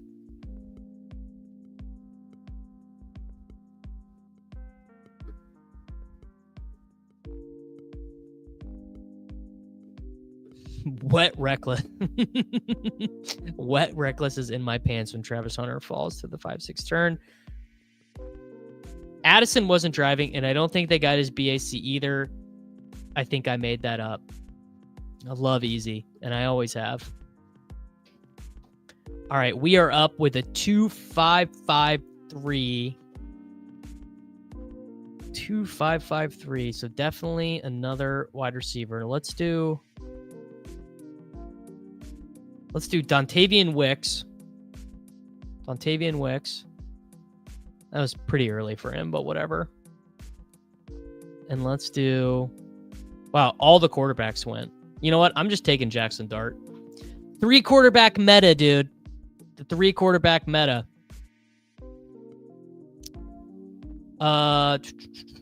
Seems like there's a lot of smoke around Allen going back to the Chargers. It does sound like that is going to be the case.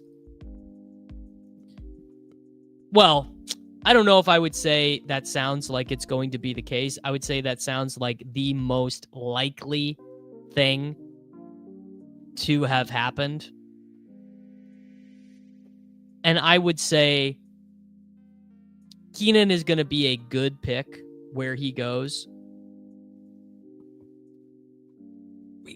right now.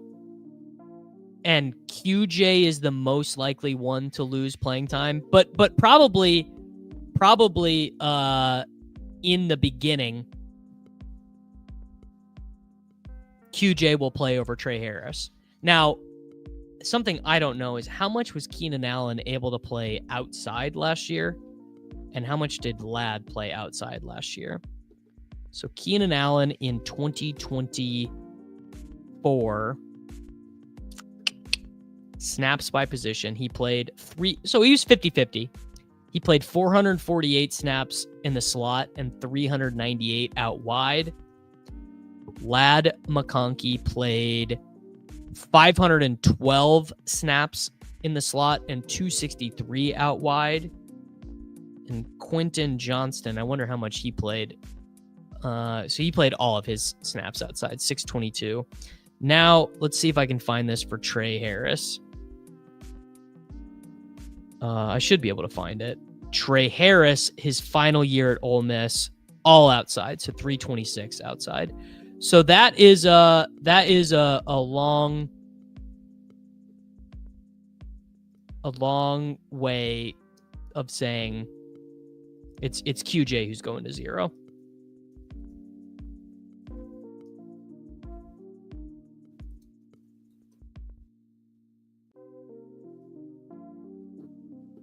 Lad, Trey Harris with Keenan Allen as the mentoring. Now, did Keenan really have a weight problem, or did we all just do a bit? Did the bit end up kind of overtaking us? It's hard to say.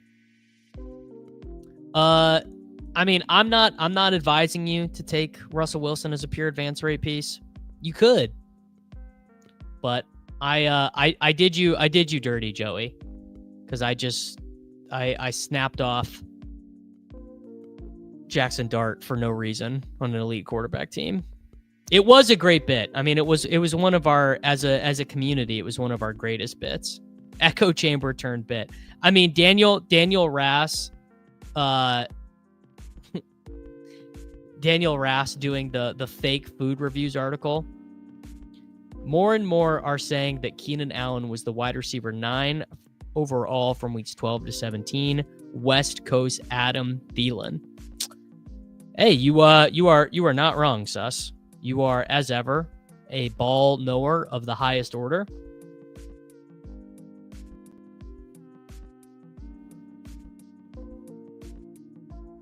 You a big Keenan Allen drafter, Mr. Edwards?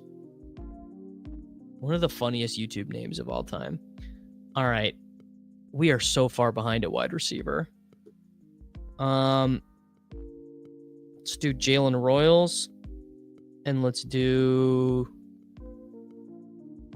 A.D. Mitchell. Sure. So that gets us to 8 wide receivers.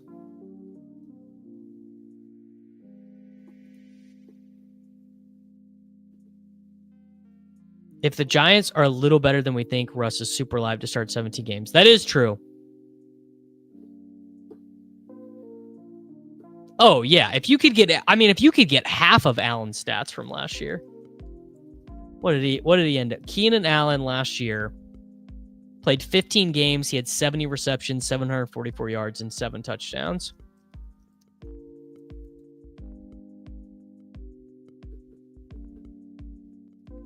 Io Manor. Yeah, I have Io Manor ranked pretty high. People forget he cooked Travis Hunter for 250 yards and 3 touchdowns in a half of football.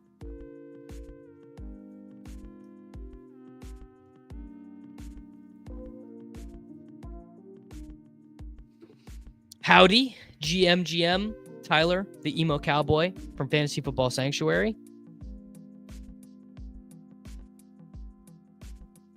How we doing, brother?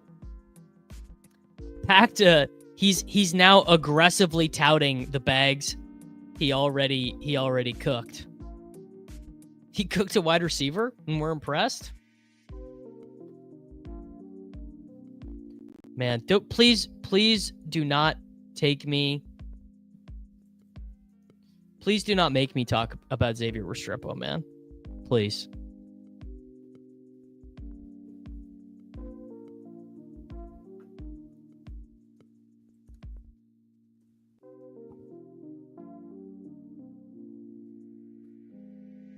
Honestly, dude, my vacation was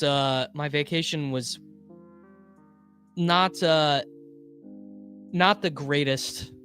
Oh, I mean, it was a great vacation, but the vacation was basically just hanging out at the beach with my wife and my family. I went golfing with my brothers-in-law a couple times. One of my brother-in-laws has like an unbelievably good swing. Like hit the ball so has barely played golf in his life, and just an unbelievably pure swing. But yeah, mostly just sat by the beach, read, got a great suntan, you know. Nothing better than getting a wee bit of sun in the summer. It's crazy, man. I think he told me he had taken, I was in the water the whole time. The water was not cold at all. The water was like 65 degrees. The water could not have been warmer. Further south than South Haven. I've been to South Haven before, Kirk. It was Benton Harbor. So like honestly, like 30 minutes away from Indiana. Oh, Kansas City is so much cooler than St. Louis, bro. Why do you want me to talk about Van Jefferson, Alex? Who is that helping?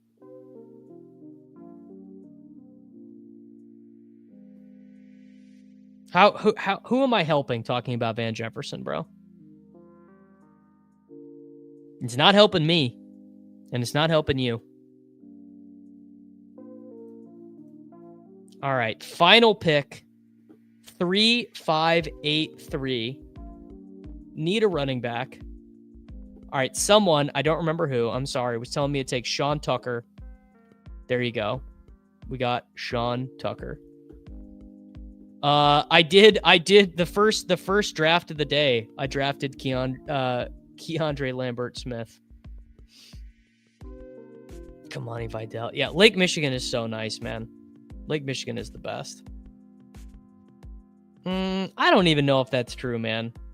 Noah Gray, highest advance rate. That is crazy, dude. That's a crazy thing to say.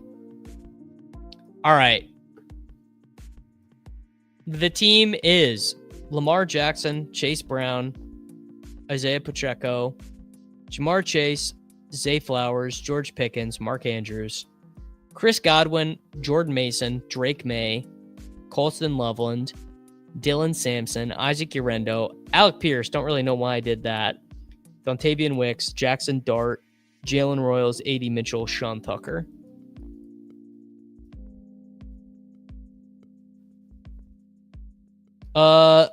Isaac Tesla is like a 10 RAS guy who had 29 receptions his final season. He's going to be a really good special teams player, Hodge.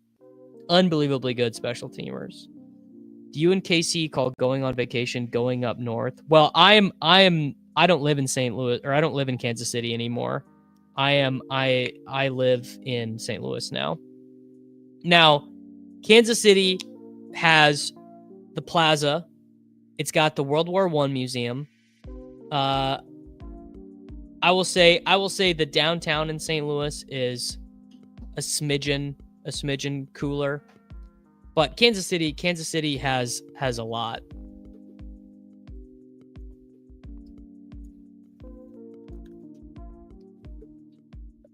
Is there a scroll down special show? I don't think so. All right, let's end it. Let's end it with this. St. Louis does have the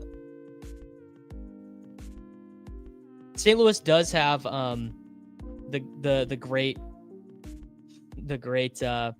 chess place. Kansas City does have an NFL team.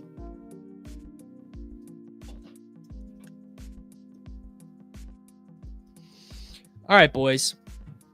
I'll be back with all of you guys tomorrow. TBD. I might try and get out and golf tomorrow. So maybe it will be a little bit more in the afternoon. But yeah, I'll be back. Make sure that you like the video. Make sure that you are subscribed to the channel for daily fantasy football videos, and I will see you guys all back tomorrow and again on Monday.